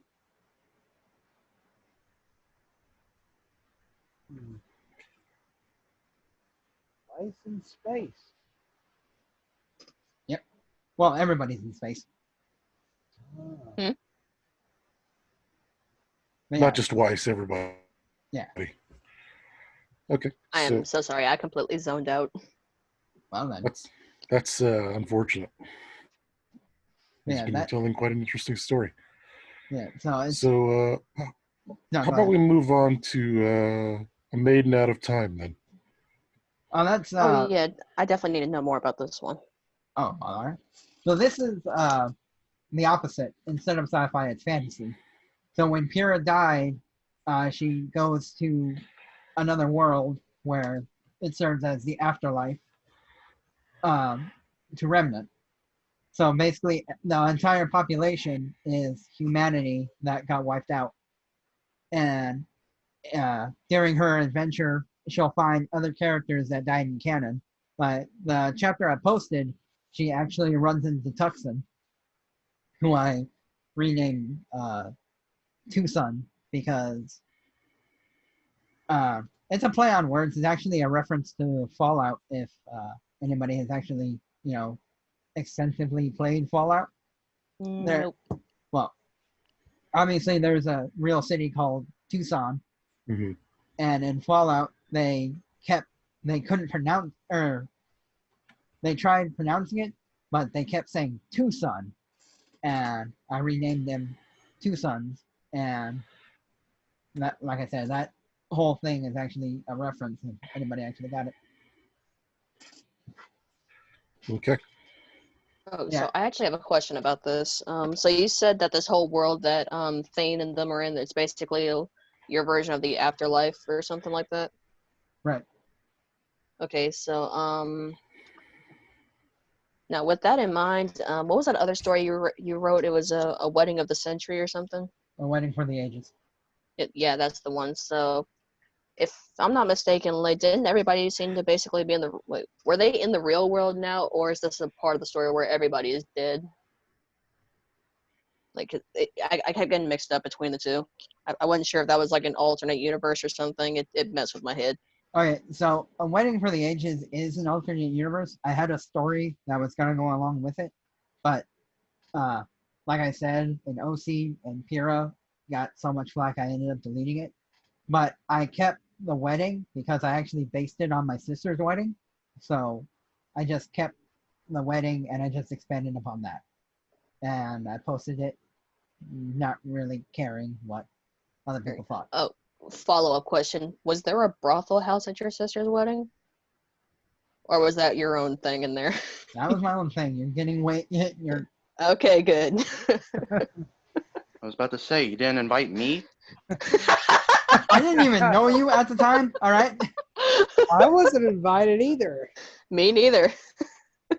Dude, invite us. Feeling a little cheated over here. Okay, Feel first of all, betrayed. I didn't know any of you when she got married. Well, I knew of a Stereotypical Gamer because I read his works, but I didn't, talk to him. I'll be Fair honest, enough. I would not have gone in the brothel house. I just would have been standing outside and laughing at people as they came running out crying or cringing. Kind of like Ruby. Okay, the part that you're talking about is under the normal one, all right? Really? Yes. But there's the regular brothel house, and then there's Wilhelm's, which Hey, is WarThunder? under everything. Yeah, Willem scares me. Hey, WarThunder, What's up? is it okay if I go next after you? I have to go to work at like 7:40 or something. Yeah. Sure. In fact, you can go right now. We'll pick it up Yeah, afterwards. just Oh, okay. Okay. So, what was the question again? We're talking about our stories, so whatever you're currently working on, give us some insights into the plot, the characters, where it's all headed, what you can reveal without spoiling too much. Oh, okay, Yeah. I could do that. Let's see. There's Team Lunatic, as I told you about. Some of the characters are based off of some other parts of media. Like, for example, the members of Team Lunatic, Loki Green, as you can probably tell, he's based off Loki, mostly from the Marvel universe. There's more than likely than not. And the second member, Internasha Hex, is based off of Death from Darksiders 2. Okay. And there's also Turek Amit, a fox faunus. That's who is based off of Varric Tetris from the Dragon Age series. And the last member, Cynric Nikos, is actually the younger twin brother to Pyrrha Nikos, and he's based off of the cousin and apprentice to Achilles. And they're all from separate kingdoms. Loki hails from Vale, Nernasha from Vacuo, and Turek from Atlas, and Cynric from Mistral, of course. They all had interesting circumstances for how they ended up in Beacon. And, Okay. and mostly due to meeting veteran huntsmen who then and made the offer, hey, I come from this academy, Beacon, would you like to come on? And it's kind of rocky at first. The boys don't get along too well. But after a survival exercise similar to the initiation from Volume 1, they learned to get along a little bit better and learn to work together better. It's also kind of a rewrite as well of some changes from the show based off of a YouTuber, or the ideas of a YouTuber called a Celtic Phoenix. He makes some impressive RWBY rewrites. I highly recommend. What was his name? A Celtic Phoenix. Celtic Phoenix production. Yeah, him.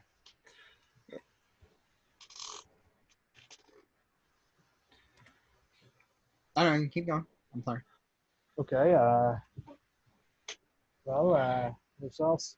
Well, what would you like to ask? Actually, I'm still mostly saying this from the top of my head.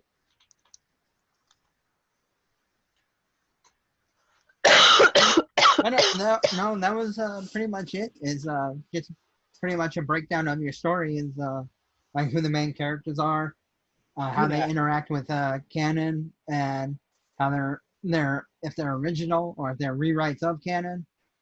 The plot, if you can, or however much of the plot you want to disclose, and pacing. Well, I'm trying to take my time with the pacing of it, trying to take my time with that. I don't want to rush things too much. And I'm not exactly sure what else to elaborate on, but sorry, I'm not exactly sure how to continue, to be honest. No, it's all right. Yeah, it's cool.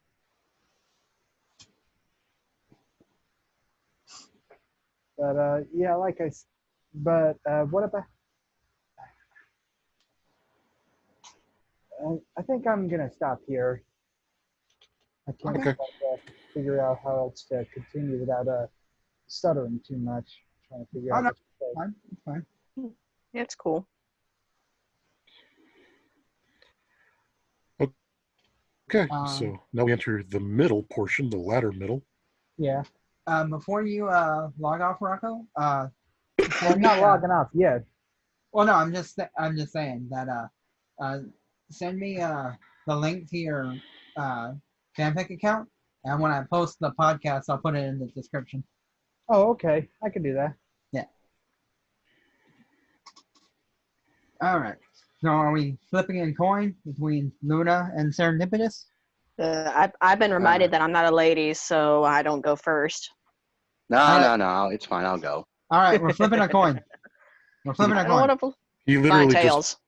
just volunteered. All right. Heads. Well, Tails wins. So Luna, you're up first. What the? Okay. All right. All right, so currently my only published story is, as I said in the beginning, was Angel Xiaolong Black. And the way that story started, I'm on the RWBY Amino. Feel free to follow me if you're on there. I was banned. Okay. And there was a challenge that was done around Valentine's Day where you had to take your favorite ship, didn't matter if it involved OCs or canon characters, and design a child and write a story, draw a picture, yada yada. Of course, you all know now that Gauntlets and Greave is my OTP. Whoop, whoop. So I was already actually thinking about doing something like that for a while, but that challenge gave me the kick in the butt that I needed to start writing again. And I can't tell you how happy I was to finally get it out of my head. So that story was born. Surprisingly, a lot of people loved it. And people are asking me for a part 2, and that's what this current thing I'm working on is called. It's called Scars That Run Deep. And whereas whereas the part 1 was mostly about family dynamics and whatnot, all things fluffy, this one is a bit more angsty, and as the title suggests, it's mainly about facing old demons and whatnot. So this one's more about Yang and Mercury as a couple and how they handle these old scars, because this takes place like maybe 6 or 7 years after they defeat Salem. I still don't know how I'm going to have them do that, but that aside. You don't have to.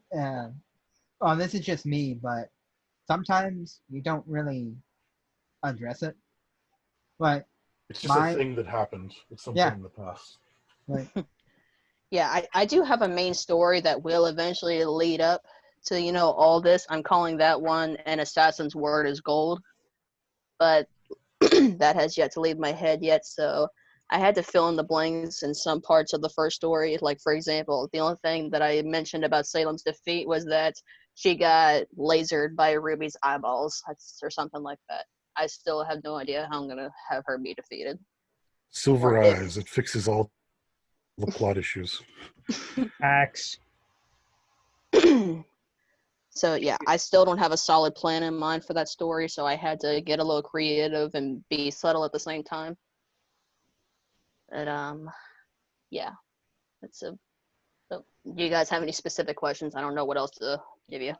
Oh, no, I just have like basic generic question is like main characters, plot, pacing, but like, well, obviously it's going to revolve around the G&G family and their original character being their daughter. Addressing some of the events that unfolded in San Jose over the past week. All right. What is that? Who's that? Sorry, that was a news broadcast that was a little too loud. That's okay. So, you said this was going to be a part 2. So, is it just going to be another one shot, or is it going to be? Yeah.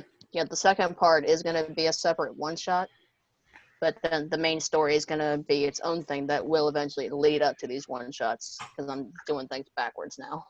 Oh, okay. Well, not backwards, out of order. Because, like I said, the story was already in progress in my head when I first got that writing challenge. So, yeah. Things are a little jumbled up right now. Well, no, in my opinion, the hardest part is the ending. And if you already have that, working backwards is... Oh, I already have the ending in mind for this one shot right here. Yeah, but that's what... No, but that's what I'm saying, though. If you already have the ending figured out, working backwards is, to me, the easiest way to write. See, this is where I'm going to disagree with you, because I think that the ending isn't the hardest part. I think that the details in the middle are more difficult. You generally know what the beginning of the story is, what the middle of the story is, and what the end of the story is.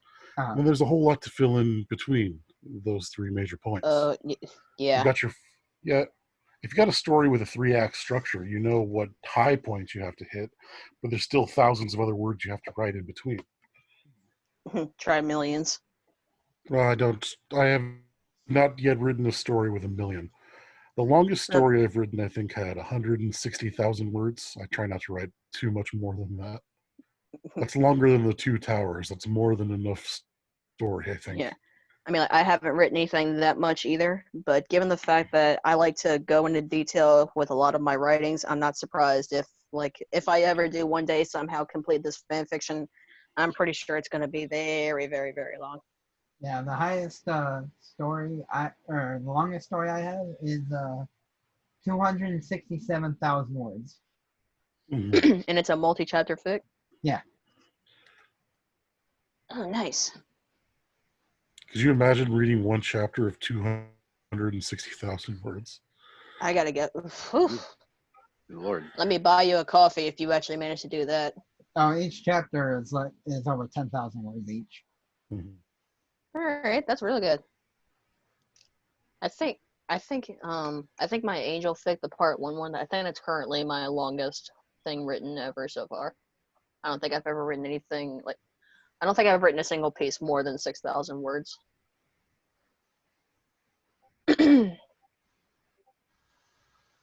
So no other questions about this or anything else?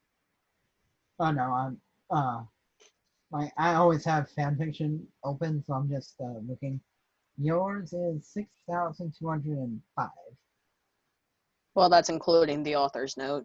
The fic itself is 6,004 words. Ah. Oh, I can tell you this. The second part, Scars That Run Deep, it's currently at 4,211 words, and I'm not even at the halfway point. That's fine. Wait, how many? 4,211 words. And that's not Wow. even the halfway point. So the part 2 is going to be even longer than part 1. Wow. Nice. I mean, that works.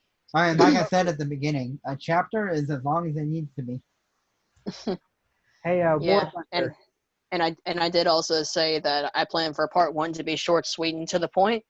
But of course, once I got going, I couldn't stop. That's Oh, good. Was someone calling me? Yeah, I did actually. First of all, two things I gotta say. First off, I got the link to my fan fiction page. You want me to put that in the chat or? Oh no, send it to me over Discord. Okay. Oh shit! And second of all, I did want to bring up. I'm also working on a Harry Potter fan fiction. Is it okay if I? Is it okay if I say something about that? Yeah, go ahead. Like normally we'll try to keep this focus on RWBY stuff. I'll keep this short. Normally. Yeah, normally. Yeah, normally. I'll keep it short. It's mostly revolving around a young boy from Japan who suffers from a bipolar disorder, where he's struggling with two different personalities, and he goes to Hogwarts and he goes on these adventures, of course. And that's pretty much it. It's mostly dealing with people who suffer from split personality disorders. Be right back again. Sorry to interrupt. Yeah, it's okay. I was done anyways. Okay. Well, no, it's fine. I mean, I don't really read them, but I do support fics and books that address illnesses that people go through. I'm trying to, but it's going at a snail's pace. For something like that, I would say take as long as you need, because you don't want to misinterpret anything. Or rush anything, that too. But yeah. Yeah, I understand.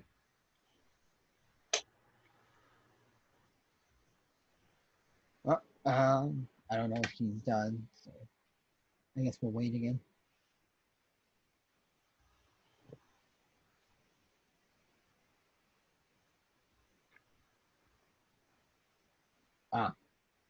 I wasn't expecting an awkward silence, but all right. So we wait for Luna to come back, then I do my thing? Yeah. Okay, Yeah, I guess so. Unless you want to start now.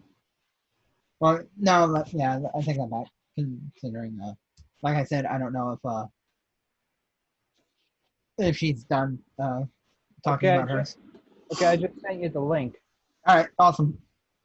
I'll put it in the description when I post it. All right.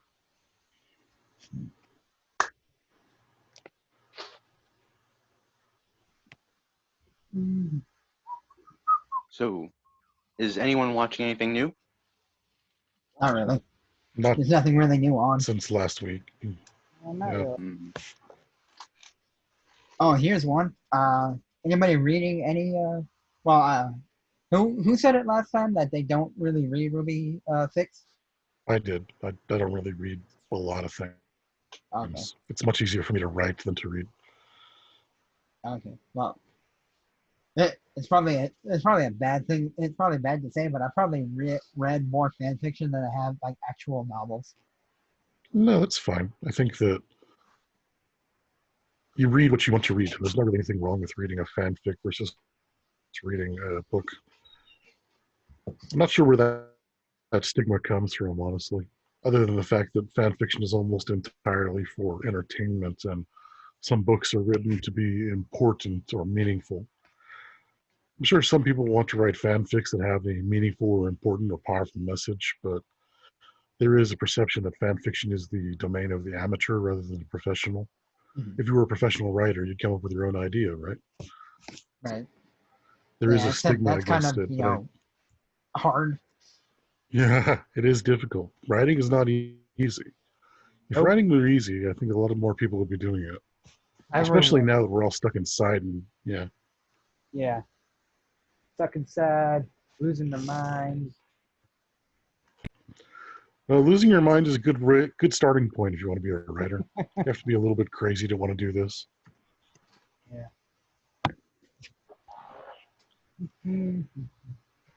What about you, Serendipitous? Read any fics?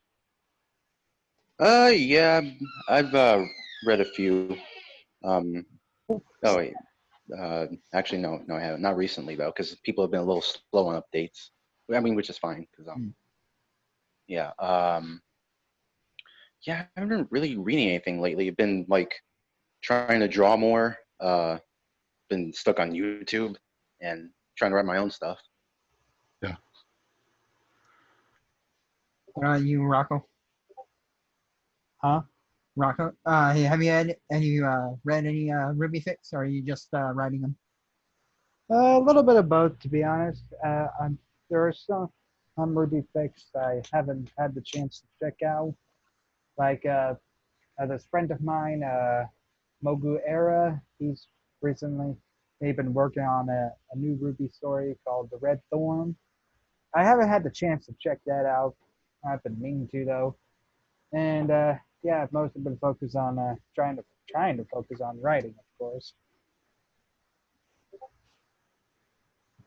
But yeah, Well, not it's good myself. that you're writing something. Yeah. Yeah, thank you. Well, let's just move on. So, Serendipitous, is you into the multiverse? Is that the one you're working on now, or something else? That is the latest RWBY fic I'm working on right now. Yep, still waiting for you to dissect that piece, and then bam, I'm gonna try to post it. Excellent. Huh? Good. Oh, good. Awesome. Thank you. Right after that, I'm like, it's gonna be like, well, yeah. After I post it, I'm gonna do the whole timeline skip to the latest parts. In my multiverse universe, it's a lot of stuff that happen canon won't happen because all the shifted perspectives and whatnot, thanks to the whole viewing into the other timelines. So I'm just gonna have to try, like, first I need to actually watch the latest volume, and then want to try to shift things the way I want for that fic. Yeah, I recommend definitely being up to date if you're going to be writing RWBY fanfics. There are little retcons in every volume that kind of change what is and what is not canon. Unless you're like me and you do, like I said, you take the story out of Remnant. True. Now, what were you saying, Stereo? Just that if you want the story to have any sort of canon complaints, then you really do have to be up to date with it. And you have to pay attention to ancillary material like interviews and director commentaries. I swear, this show gives you so much homework to do if you want to keep all the information straight. Which, in my opinion, is stupid. Yeah, it's a bit of a flaw. I'm back. Welcome back, Miss Black Okay. Wolf. All right. Before we continue, I just want to say, if any of you are only children, please pray to God that your parents don't give you siblings. Do you have siblings? Just one. That's enough for me. I have siblings. Join the club. Older or younger? Younger. She's 16. Oh, wow. My brother's older, so Look, that's all you need to know. She's 16. Yeah. Mine's 12. Wait. Ugh. I am so sorry. Mine's older too. He's moved out though. I have a younger sister though. That's 18. Better. No, my brother is 30. So I don't have to deal with that. Aha. Lucky you. You are the younger sibling. I'm the middle child. Yeah, I'm exactly in the middle. Malcolm in the middle. Gamer in the middle. Yeah, that. I'm the oldest of two.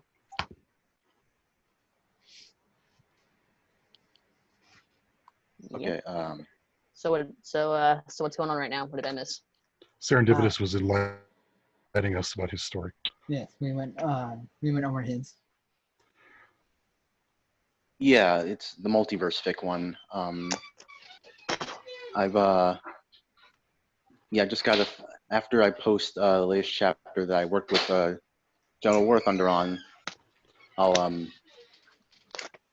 I'll basically have a little time skip thing to the current volume. So I just got to look at the I gotta watch the latest volume first, and then do some changes but not try to merge the stuff in my universe, because they literally watch other universes of themselves and whatnot. So things have changed. So I'm gonna try to get that nice AU going, Mhm. Yeah. The difference between ours is you have a plot, I guess, within your story. I just have them react to the movie on screen. I'm not saying that's bad. I'm just saying that's the difference between ours. I was about to say, don't be trashing my fic, bro. Don't start any of that drama. What if we're already trash? Well, there's nothing you can Don't do. remind me. Oh, we already Hey, did. there's no shame in that. Come on. Stop it. I'm recycling. Stop it. Writing RWBY fanfiction, you have to be willing to get your hands dirty. You have to be willing to come up with something that someone is going to yell at you about. Oh yes, do not be You'll afraid to kill somebody. Do not be afraid to make a pairing that the fans do not approve of. Black Sun for life, homies. Do I mean, not be she's afraid. Do not be afraid to give Bumblebee shippers the bird. Yeah, Yeah. although if you do something like that, be prepared, and hopefully, you can I'm actually take always the criticism. That should be a song. Fuck the Bumblebee. If any of you Nah. got that. No. Oh yeah, I I got don't- the reference. I think I don't hate Bumblebee. Just want to write something other than Bumblebee every once in a while. Yeah, The- I don't hate it either. I'm just sick of people frothing at the mouth over it. Yeah, I don't remember who I was talking to, but yeah, it's more the people than it is the ship. Yeah, Yeah. I'm exactly. Yeah, I don't really. I mean, I think the ship is cute. Don't get me wrong, but it's the shippers that I hate. Yeah. Or most of the shippers I I'm not hate. the best. Most of them. I'm not the biggest fan of the ship in general. The way it was handled in universe, I felt like if you could compare the character progression of Black Sun as a friendship to Bumblebee as a relationship, I think that Black Sun was handled way, way better. It was developed over the course of 5 volumes, whereas Bumblebee has one scene in volume 2, and then the rest of it takes place in volume 6, and a little bit of off-screen pining in volume 5. Yeah, I mean, at least with Black Sun, I mean, we all knew pretty much from the beginning that Sun, was basically like had a crush on Blake, but he's keeping his distance and being the friend that he knows that she needs instead of trying to wiggle his way into her arms or something like that. Yeah. And then meanwhile with And Blake and Yang, we basically get quote what my sister calls gay looks for pretty much every corner now. Yep, just volume 6 is as many scenes as possible, just the two of them and the gay looks. I mean, And a lot of the interactions between them in volume 6 and 7 looked fine to me, but my little sister is gay, and she's like one of those yes kind of gays. So just about any time Blake and Yang look at each other, she looks at me and goes like, "It's happening." And shut the fuck up. I love you, but shut the fuck up. But yeah, that's the whole problem I have with Bumblebee, is that it's just kind of crammed into one volume, as opposed to Black Sun taking its time and working it slowly and making it feel a lot more authentic and real. And natural. Yeah. Yeah. Bumblebee just, if they had given it another volume before they were all holding hands and going to dances and stuff. I think it would have worked a lot better. Like if they had had some interactions in Volume 5, or if they had waited until Volume 7 to actually get into a relationship. It just needed more time. It just needed a little bit more effort put into it than it got. Yeah. I mean, I'm not the biggest fan. All right. Volume 6 started out very strongly, but then when it got to those later episodes with Cordova and whatnot, that's when things started really going downhill. But Oh, all yeah. that aside, part of me feels like maybe Yang, forgave Blake a little too easily, or Yeah. too soon. Yeah, I stopped paying attention because how they handled her PTSD, and yeah, I checked out with Yang's entire character because my father and I both have PTSD, and the way they handled it is pretty. There's no easy way to say it, but yeah, it's an insult to people who actually do suffer from it, and we can't stand it. I think Well, yeah, but well, when you say that, it's, a lot of people handle PTSD, in different ways. Yeah, Like no, for some, it's really bad, and others, it's like something that occurs maybe only once in a blue moon. Like every once and again, they'll hear a screen door slam and then think they'll hear a gunshot or something. yeah, but that's the thing though. Like, it's still there. Like, it happened in Volume 4. It wasn't addressed in Volume 6. Or no, it was. I take that back. I'm sorry. Yeah, Volume Yeah. 6 has like 2 scenes devoted to it, and then Yang just gets over it, apparently. Yeah. Like, she That's makes the whole this whole problem. big speech to Ty in Volume 4 about, like, how this is her new reality. And then, end of the episode. New arm. And I think that's a problem that's been recurring with RWBY, that the writers introduce some real life concepts into Remnant, but it's very clear that they haven't actually dealt with it themselves. So they're kind of going what they think it is rather than what it actually is, because of that lack of experience it does show. Yeah, one thing about Yang's character that I really don't like is that lately she's becoming very hypocritical. Well, most of them are in Team RWBY. Well, yeah, but Volume 7 just like before the Atlas arc. really hammered that home. Okay. My brother got me into this show, and he stopped watching. Like, he hasn't even seen the last 2 volumes because, like I said, like, it's gone so downhill that he's even checked out of it. Like, I don't blame him for quitting after Volume 5. I think a lot of people probably did, and I'm sure that some people wish they had. They weren't so if they were able to quit the show. Like, he probably would have missed Volume 5 if I hadn't made him watch it, actually. Well, you poor soul. Well, because he saw Volume 3, he wanted to see where Volume 4 took it, and apparently he wanted to check out there. So I made him watch Volume 5 to see if it was any better, and then 6 and 7 he hasn't even seen yet. Well, Volume 5 is definitely the worst volume to make someone watch. So yeah, that was a mistake. Volume 4 I don't hate, but I do think it's a noted downturn in quality from Volume 3. And Volume 3, of course, is the high point of the series, so it's not necessarily a fair comparison to make. It's a high point, yet also a low point at the same time. Now that's mastery. Thematically, it's the high point of the series. Narratively, it's probably the strongest point. Yeah. It's a low point for the characters, but it's a high point from a technical standpoint. Yeah, I know what you meant. Yeah. And then we go to Volume 4, and it's a bit of a downturn. It's still good. It still feels like RWBY. And then we get to Volume 5, and it just feels like there's a decline going on. Volume 6, again, is an upswing, but then you have the problems in Act 3. And Volume 7 is inconsistent. Throughout the entire has thing. A stronger ending. Yeah, so it has a stronger ending, so I think that Volume 7 is better than Volume 6, only because of that. And really, my problem with RWBY isn't that the volumes individually are bad, but the writers keep making the same mistakes over and over and not learning from them. Mm-hmm. So we see a lot of the same problems recur. Well, I think another big issue is that a lot of people who are trying to, help out, well, quote unquote trying, a lot of them, don't know the difference between constructive and destructive criticism.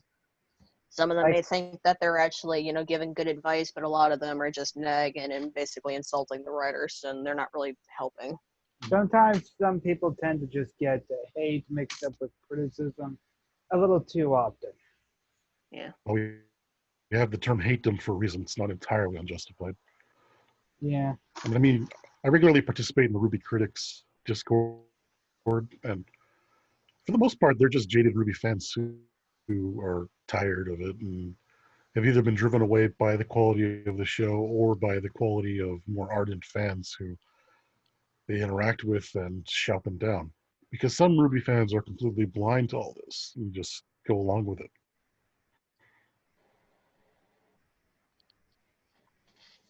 I think the biggest headache I have is, ironically, Pyrrha, because they keep bringing it up, and they try this very bad pulling at your heartstrings. Oh, the statue. Oh, not just the statue, the video. His little tantrum at Cinder, and okay, the tantrum was done, but the video I will defend because it makes sense as the sort of thing Pyrrha would do. All right, okay, I can somewhat agree with you on that. I still think it was the statue to me is the dumbest thing they've ever done, just because you have a town that you may be from, but they're honoring a person whom most of the world blames for the grim attack on Beacon after she inadvertently killed someone in the tournament. So they're creating a statue to honor. Yeah, it didn't matter. Yeah, it doesn't matter. And that's a really bad thing when there is no narrative stake in your story. Mm-hmm. Right? Oh no, Penny died. She's a robot. She's coming back. And she came back. Mm-hmm. And she has all her memories.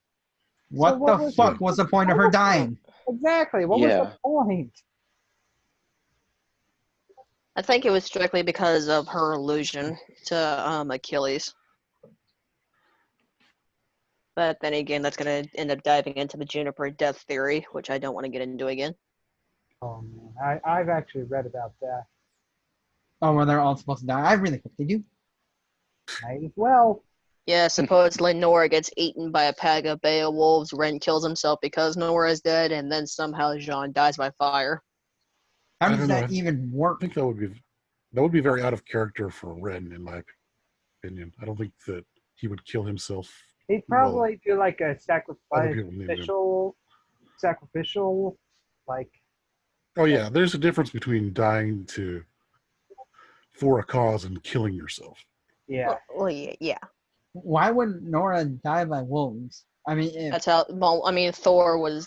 If from what I remember correctly, Thor was killed by a pack of wolves.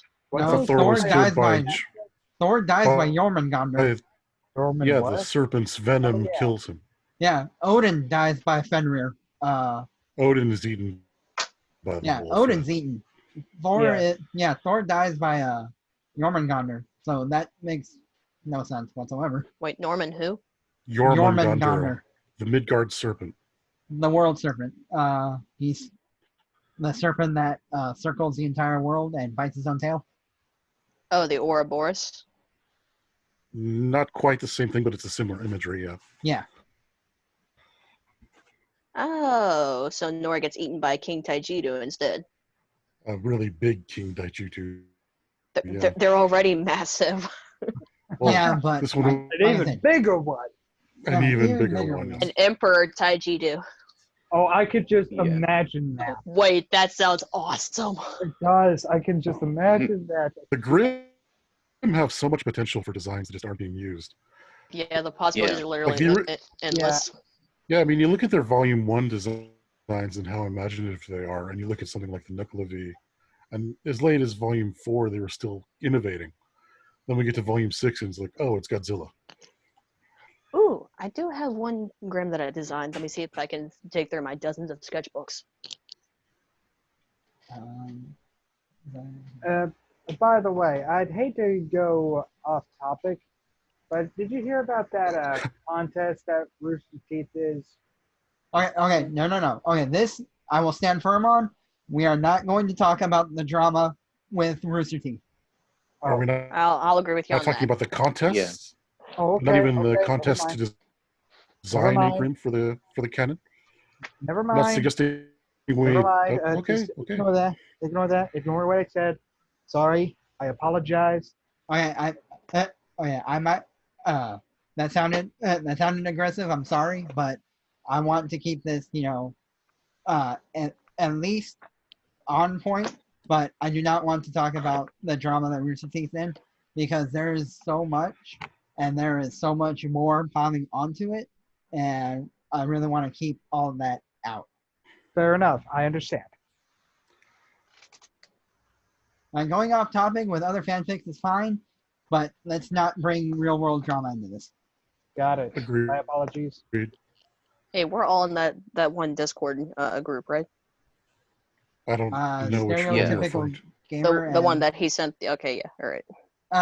Stereotypical and Serendipitous are not. What? I thought I was in that Discord group. Wait, The what is it? Knights of Grim discussion. I love that. Oh wait, I forgot that's actually where I met you, GWT. That is. Yeah. I feel like such an idiot. I'm posting it, and Relentless Crusader said he would try. I think it was Relentless, and either way, I post it in there all the time because I know a lot of writers are there and trying to get them to come on, but they never answer. So whatever. Writers are a strange lot who don't always respond to communication from the outside world and retreat to their bungalow. All right, well, if y'all check the Discord group in just a second, I'm sending you a grim design that I did a while back.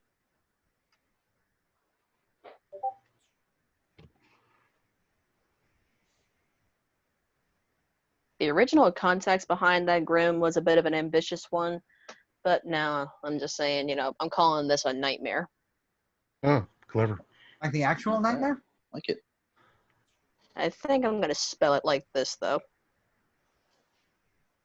That's actually. I just saw it. I saw Nightmare. Hang on. See if I can find him. I'm not really opposed to the ideal of horse grim. I think that some people are afraid of horses. What But about? when I think of like an... Go ahead. Go ahead. Oh, me? Go. You want? Go ahead. Talk. Okay. Okay. What about a giant worm grim? I think there is something like that in After the Fall. Aren't they called blind worms or something? Yeah, they've got... They came up with like WURM? 4 new creatures. I mean, Well, I they came up haven't with... read. I mean, I came up- haven't read After the Fall, but I did Right. read the newest chapter of Knights of Grimm, and they did bring up blind worms. Yeah, they introduced 4 new species of grim that are native to Vacuo in After the Fall. One of them is a giant worm. One's like a mutated camel thing. And Yeah. I'm cool about the idea of having regional grim.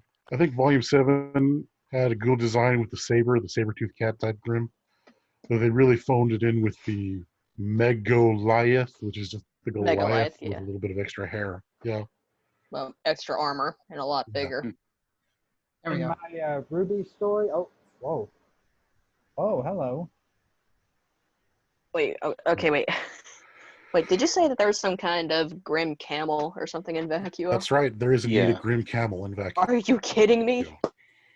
I wish I was, but no, there's not. Do Grim they spit camel. acid or something? Oh, in Yeah. the, in I the think so. comics, there's like a 3-headed velociraptor or something. They had some kind of Hydra thing going on with like a dozen Taijidu heads or something. Yeah, Mollusk Grim combined a whole bunch of Taijitos and turned into a Hydra. That was the manga. That right? was the manga, First right? Yeah. Yeah. Yeah. Yeah, that was in the manga. Actually, in Like- my RWBY story, I actually made a RWBY, a grim that's a giant worm in Vacuo, called it a desert demon. Okay, yeah, the camel-like grim from After the Fall is called a dromedon. It's it does indeed spit poison. Awesome! That sounds epic. There's also the I'm just imagining. the blind worm. I'm just imagining a camel grim just standing bored in the desert chewing on some flesh of somebody innocent that it ate, and then all of a sudden, just because it's bored, it spits acid and just it. It sounds so lame, but it also sounds so awesome. But yeah, there's giant bats, there's jackalopes, and there's blind worms. Those are the ones they added in After the Fall. Dude, I need to get After the Fall, and isn't Before the Dawn about to come out? Yeah, it's supposed to be out in July, I think. So Okay, are we talking about worms? WURM? WORM.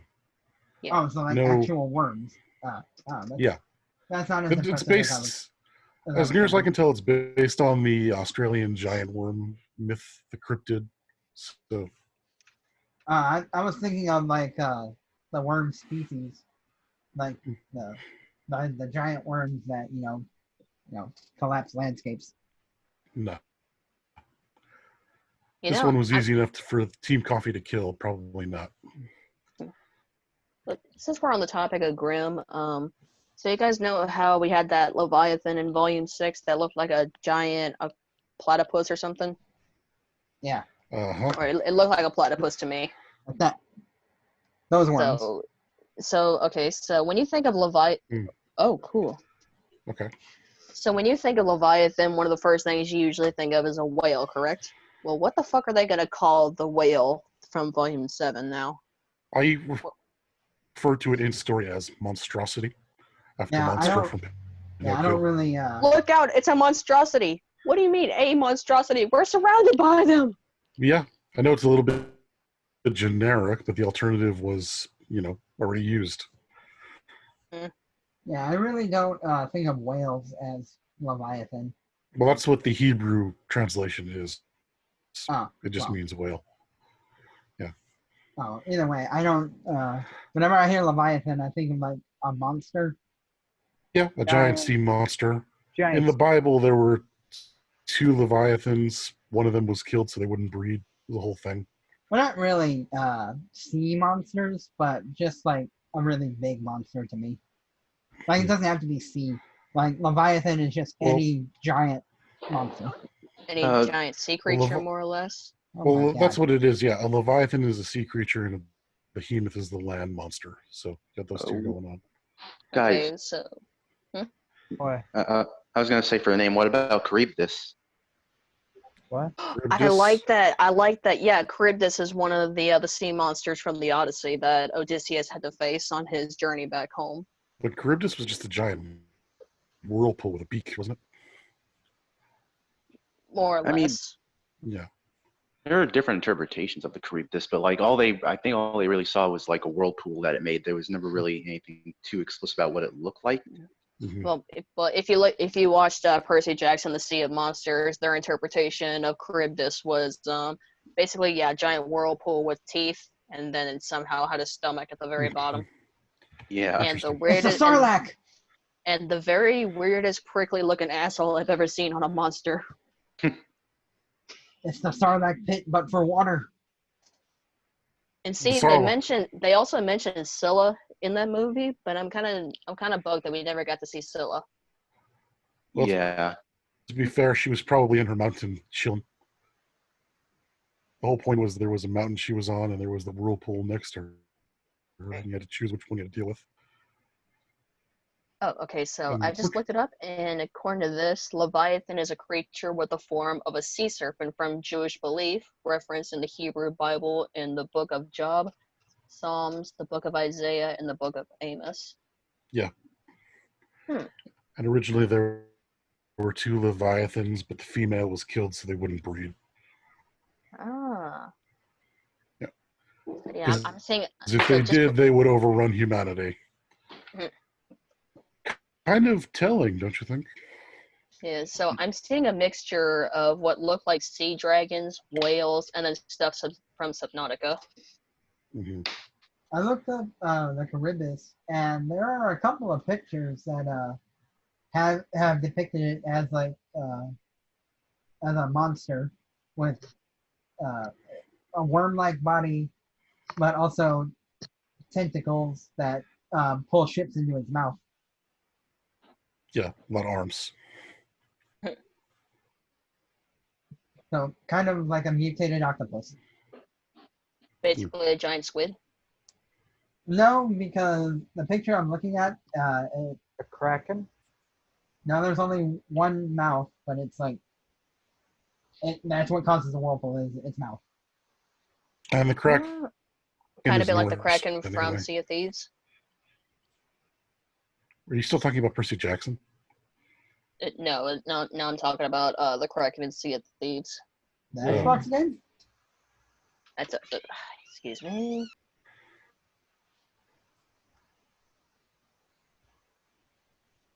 Isn't there also a giant whale in Sea of Thieves? Like the Moby Dick monster? The Megalodon?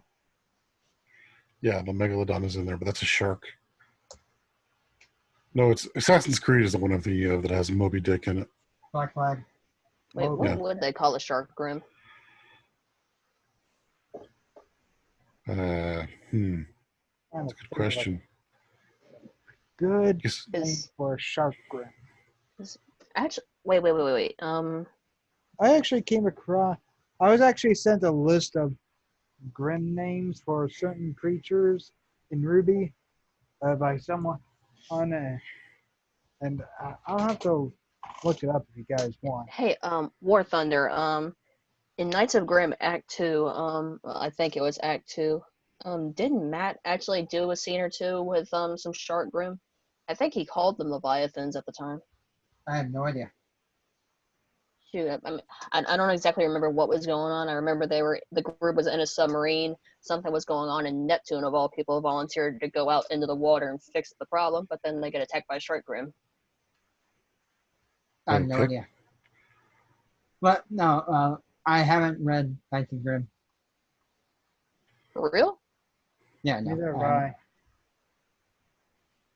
Oh, Neither have I. You're not the my only one, my War my dudes! You are missing out. Well, I'm sorry if I have a life. I have a life too, but I still made time to read because I I read don't. all the time. I Well, don't have a life, but I still haven't read them. Well, I'm too that's- lazy to make time for it.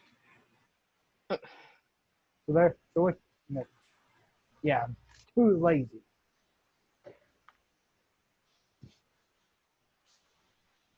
I thought a Hello? qualification to be on this podcast was to not have a life. I think the qualification Well, is here simply we to have are. written a RWBY fan fiction. Yeah, So Actually, Not you know what? I'm gonna do some research on this. not a high bar to reach, admittedly. I'll tell you what, Luna or Rocco, if either one of you can get Matt on here, that'd be amazing. And that Who way on he can here? tell us what's going on. Get who on here? Matt, the guy Matt. who wrote Knights of Grim. Shoot. Oh. All right, hang on. Let me see if I can find him. He's in the UK, so I don't know. He might be asleep right now. Yeah, Do that that. He's probably Luna. asleep. It's like 12:30 a.m. I was over gonna say there. they're 8 hours ahead Let's not wake him of up. us. Yeah, he's not online. Yeah. Yeah, let's not wake him up. It's Either all way. right. Aw, but I wanted to be a troll. Don't do that. He will probably yell at you. Either way, like I follow I follow both of them, but yeah, I follow him and his brother a lot. Yeah, I spoke about. I actually told this to Relentless Crusader. Don't really want to dive into other authors' works if they're not here, Fair enough. because like if I don't want to like say something that can't be interpreted or misinterpreted. Though that might be something to raise is a RWBY fan fiction that you read before you started writing that might have inspired you or gotten you into it. I got an idea. I'm gonna call a shark grim Caradons. Okay. Yes, because it's a shorter version of the Latin name Carcharodon carcarius, which is the great white shark. Nice. Okay, good. Until I can think of something better, that is.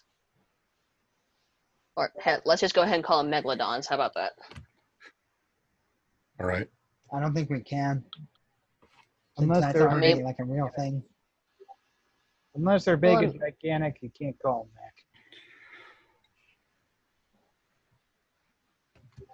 that. When we started talking about shark grim, my mind instantly went to bloodletters.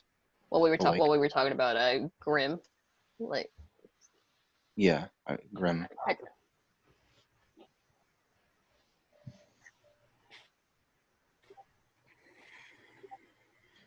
oh wait, no, forget the great white. I think a hammerhead Grim would be really awesome. A grim shark with hammers on the side of its head. Yeah, like imagine a great hammerhead shark, but as a Grim. Hmm. I could just imagine a hammerhead shark grim using the side of its head to batter submarines and boats. The thing about aquatic grim, though, is that because of the way this show is done, it's kind of hard to depict them.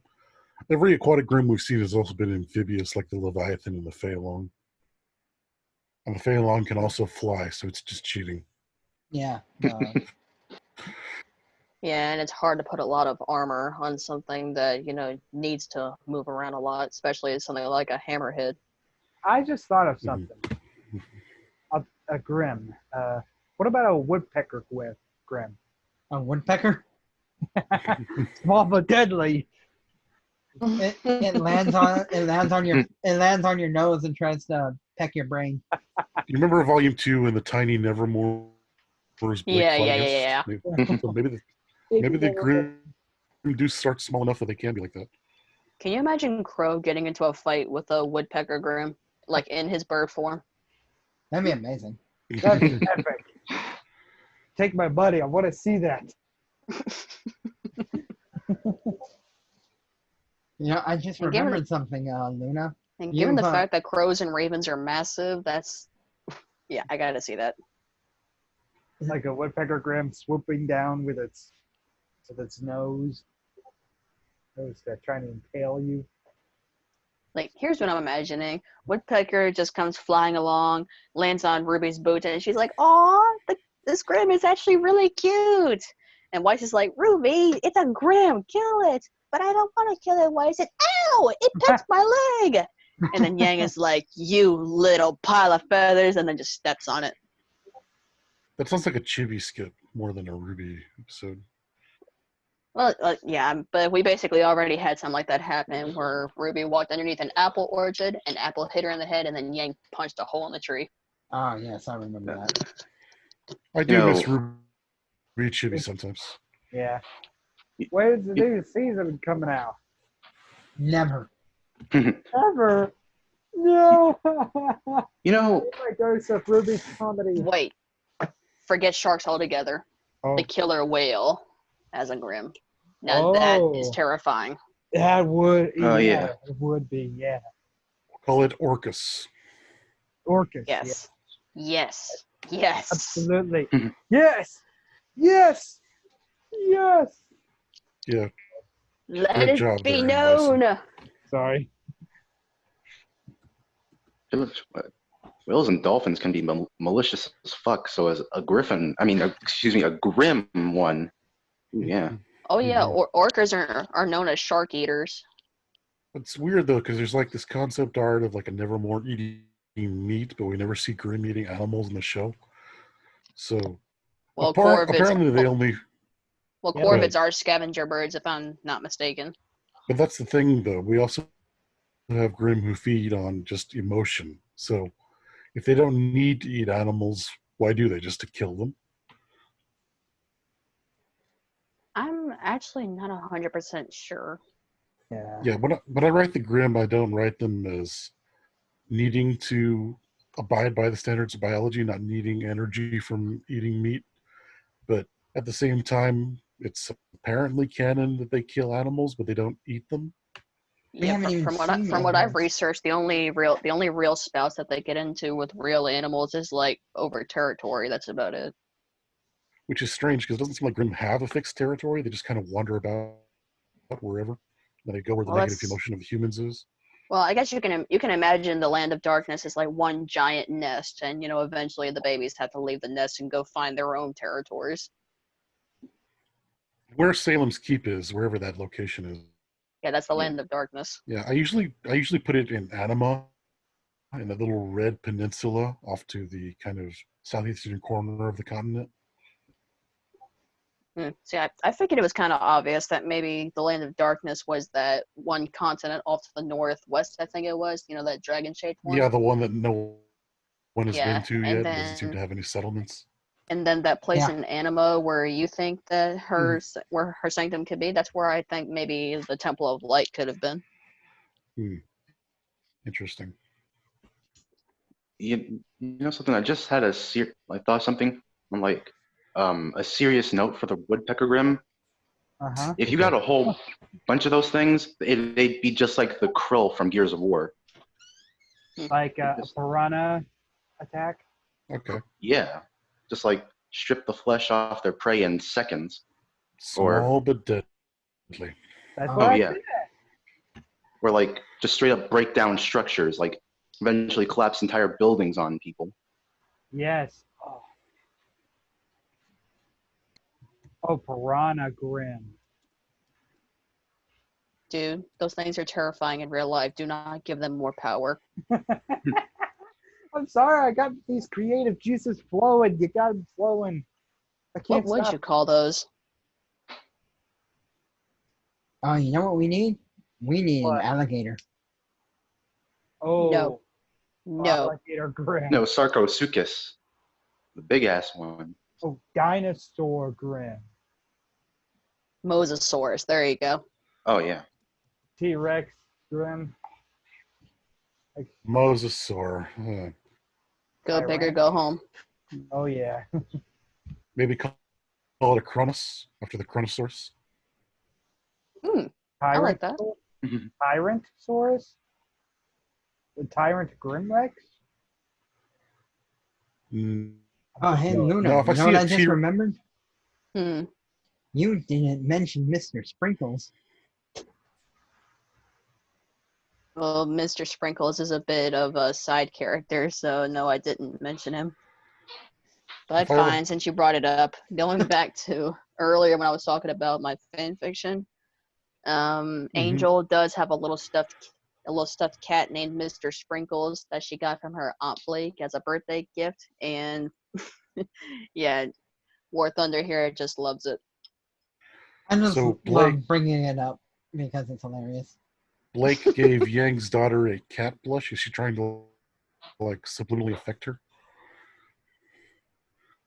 Just I don't know. I just thought it would be adorable because I mean, what's one of the first things little girls love when they're that small? They like cute things like kittens and bunnies and puppies and whatnot. So then what? Why not get a black cat plushie from her aunt who happens to be a black cat faunus? Hey guys, I gotta get going now. Oh, well, All Yeah, right. it's probably a good time to Uh-huh. start winding down anyway. well yeah. thanks for coming, Rocco. Yeah. Anytime, man. Maybe, hopefully I'll Yeah. be able to stop by for the next one. Oh yeah. It'll For be sure. next Sunday. All right. Oh, hell Yeah, yeah. come back. Yeah. I'll definitely come back. See you. See ya. Later. Bye. Bye. I'll see you in the next stream. Bye-bye. Aw, damn it! I was And about then to the have an little idea. I was about to have another idea for a grim, but then I realized I can't do it. Why can't you do it? I completely forgot about the Beowulfs. So I was about to say, How? how about I don't know how.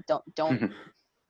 Yeah, I just happened to look over to my right and I saw this wolf poster that I have, and I'm like, imagine how cool it would be if there was a wolf grim. And then I immediately started thinking of a name for it. Let's call them lichens. And then I realized, wait, the very first grim we ever met was a freaking Beowulf.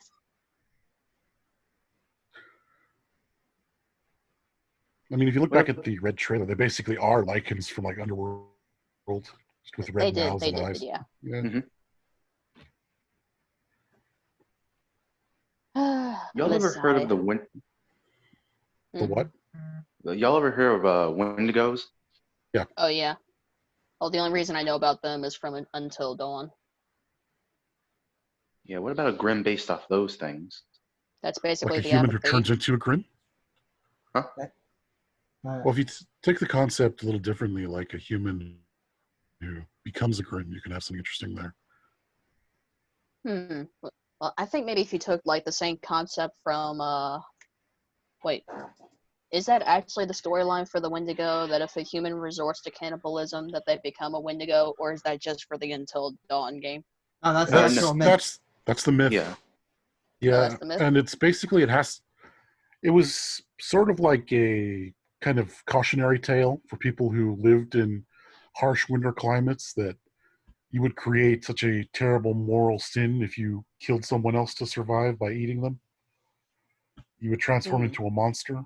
I hadn't heard that one. The one I've heard is it's a Native American tale that if you eat it, if you eat human flesh, you become cursed. Yeah.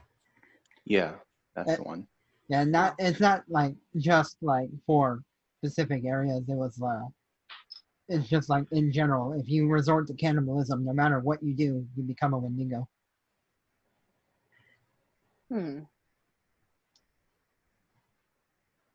Yeah, that had more so to do with the like tribes up in the mountainous areas. Well, you say mountainous areas, Ooh, I think wait, just wait, further wait, north, wait. a lot of winter to go. Wait, what if those maybe do exist, but like in the mountains of Solitas or something, like further out in the tundra, away from Atlas and Mantle? Assuming there are any villages out there like there were in Anima. The show is strange with how many settlements there's supposed to be. 4 kingdoms, but there's also a bunch of other small locations you can go to, apparently. Yeah. Yeah. Yeah, I treat it sort of like Game of Thrones. Like, it's called the Northern Waste. Or when I tell it, north of Atlas is just called the Northern Waste because it's frozen, uninhabitable wasteland. But there are certain tribes that can thrive there. Sort of like the Bronwynds who live out in the wilderness and nomadically move about. Yeah, but more, they want to survive, not, bandits.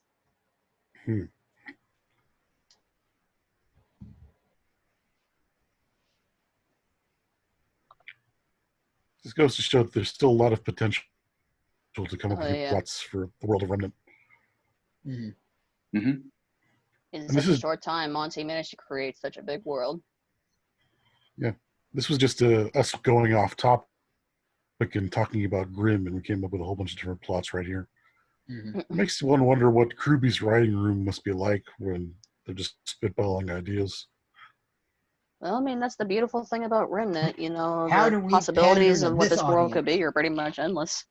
No, I mean, I'm sure that pandering is part of it, but I'm sure that they also have some creative spark to want to do something with it. It's still their baby to an extent. Yeah. Nah. Well, yeah, it was Miles, Carey, and Monty who all. I mean, of course, Monty was the one who came up with the show in the first place, but Miles and Carey were with him from the very beginning. So yeah, that is their baby as much as it was Monty's. Like I'm not saying that it isn't. I'm just saying that with the direction they've gone, it's. And I'm not saying that I'm not. Want to say for the record, I'm not saying that I know what Monty would have wanted. I'm just saying that the show has really gone downhill. I'm not disagreeing with you, but I do think there is still quite a bit of creative expression to be done. Like, I'm really looking forward to that Fairy Tales of Remnant book to see what they came up with.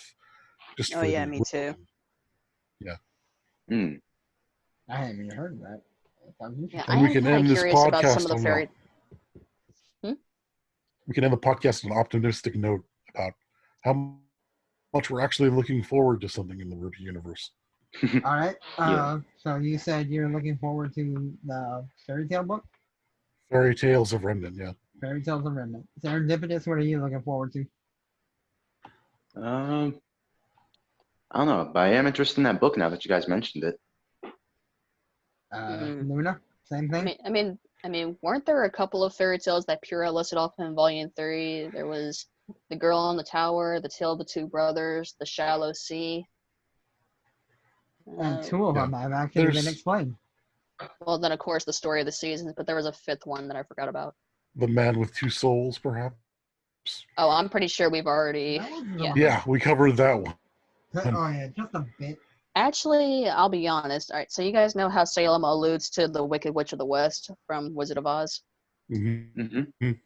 Well, I actually think that she might have a secondary illusion, and that's, Dr. Jekyll and Mr. Hyde. But that's a pretty extensive theory if y'all want me to go into that. I think that one not necessarily compatible with the original source material, because one of the key themes of that, to my mind, was that Jekyll was making the willing choice to transform. And in Salem's case, she was actively trying to kill herself, not to be mutated into what she is. Well, yeah, it's a bit of like I said, it's an extensive and ambitious theory, so yeah, I won't go into detail unless you guys really want to hear it.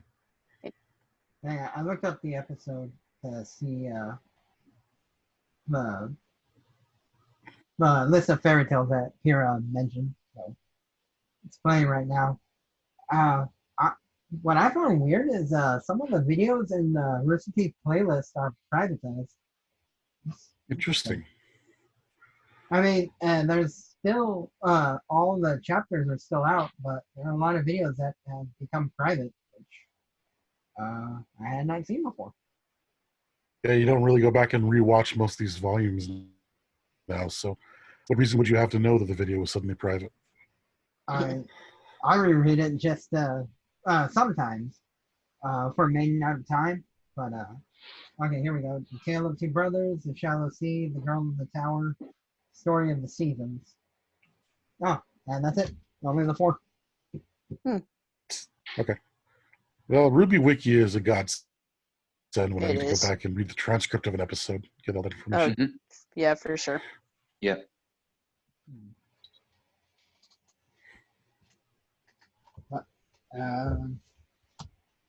So, is there anything else we should cover, or is that just about it? I think those were the high points we wanted to cover for the agenda. Anything else you guys want to talk about? Oh, hey, didn't you say you were saying something about PTSD earlier, didn't you? How the show handled it, I guess.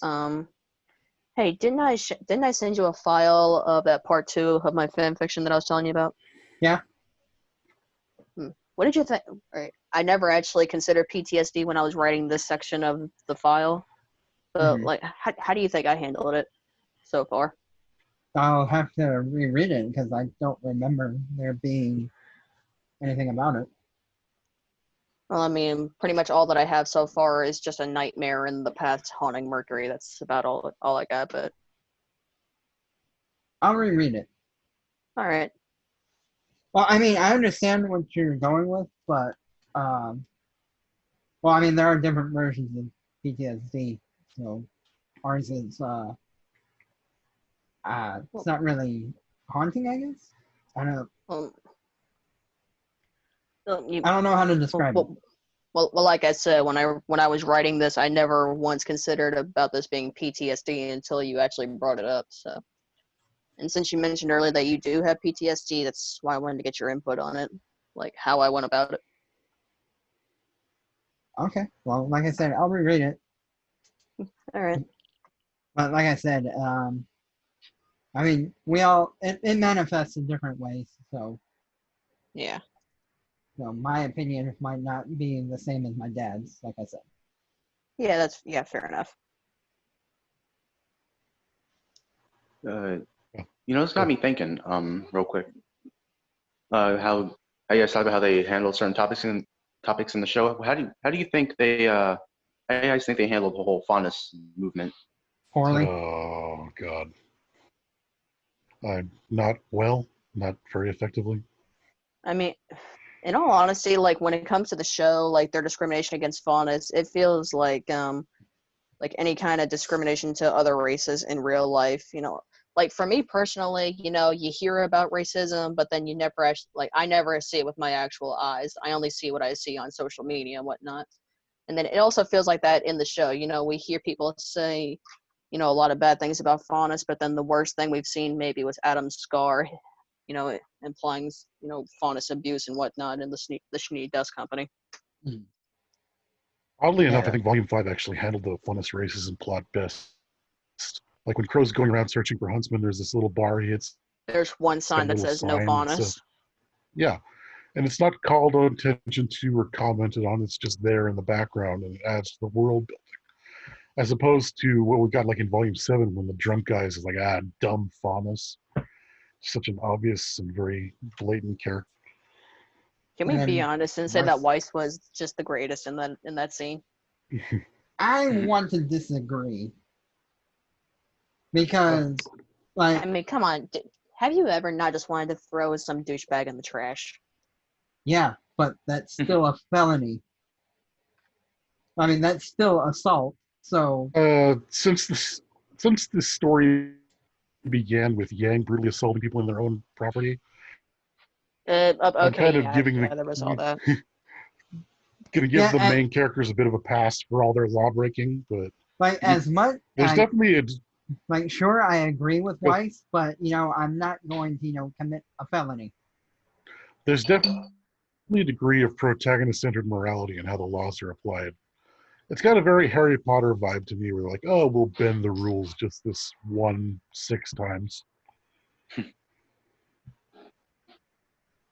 Yeah, I wonder if that's something. I don't know if Monty did it on purpose or if it was something he might have overlooked. But when it came to the yellow trailer, yeah. For one thing, what's a 17-year-old doing in a nightclub and then just basically assaulting people for information? Sexually assaulting too. Grab the guy right in the crotch. Yeah, so like I said, in the nightclub, I mean, underage kids score fake IDs all the time. That was pretty common what I've seen. But yeah, the assault, I mean, you're on his property and you just assaulted him. You should be in jail. And then there's a lot of property damage too, both inside and outside. Mm-hmm. So yeah, it's been this way since the very beginning. Yeah, it's like... Oh, I actually did read one fan fiction where someone actually did, tackle that. Or Yang did get in trouble with the cops later on. Like, somehow she managed to avoid them after the yellow trailer, but then come Volume 3 or something, that's when someone was like, wait a minute, I've seen your face before. Or I've heard about you before, I don't know. I did that in my Coco and Tai Yang fic, where Yang gets recognized by Vale citizens as having injured Mercury, and they don't know what actually happened with him after that because of the communication breakout. Mm-hmm. So they're blaming her for all the problems that Beacon experienced, for bringing the Grimm there. And because that was a subplot they had in Volume 3, then quietly dropped about people being upset with Yang and Beacon for her assault of Mercury. Well, to be fair, at the time they had no idea that it was a scam. Yeah, it's ignorance, but it's still something that would have popped up and didn't have a logical reason not to. Just quietly drop the plot from canon. Well, I don't know if you can. I mean, I don't know if you can call it ignorance. Well, and also they still don't know. I mean, they haven't been exposed in Vale, so all the citizens could very well still blame Yang and Pyrrha, because Yang started it, and Pyrrha was the catalyst. Yeah. Alas, we'll probably never know because we probably won't go back to Vale for anything but a non-speaking cameo.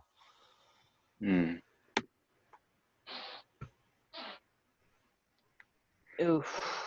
Yeah. Imagine. Yeah, I tried to. Imagine Yang's PTSD flaring up if they ever go back to Vale and see Beacon still in ruins. I'll bet money that they handle it just as shitty. I tried to end the podcast on an uplifting note, but well, here we are. No, yeah, things are just depressing in the show now, so. Just write a fanfic that isn't as depressing. Yeah. Oh, wait. Here, look, I'll end it on this. Here's a fun image to have in your heads. They go back to Vale, they're walking through the ruins of Beacon, and then out of nowhere, Yang trips over her own arm. The one that got left behind in the cafeteria. That's basically just the other embers that look like M bones. That's it.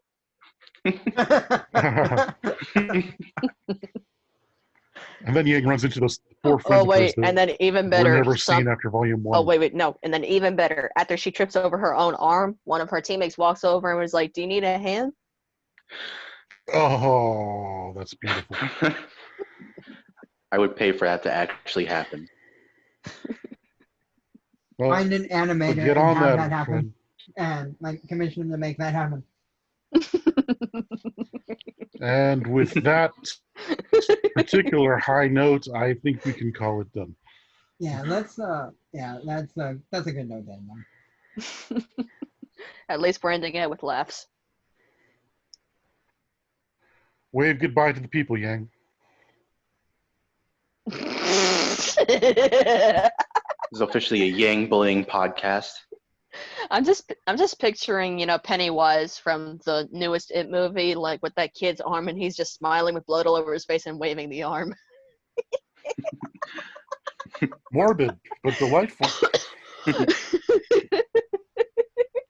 Well, good night, Gracie. It's been fun.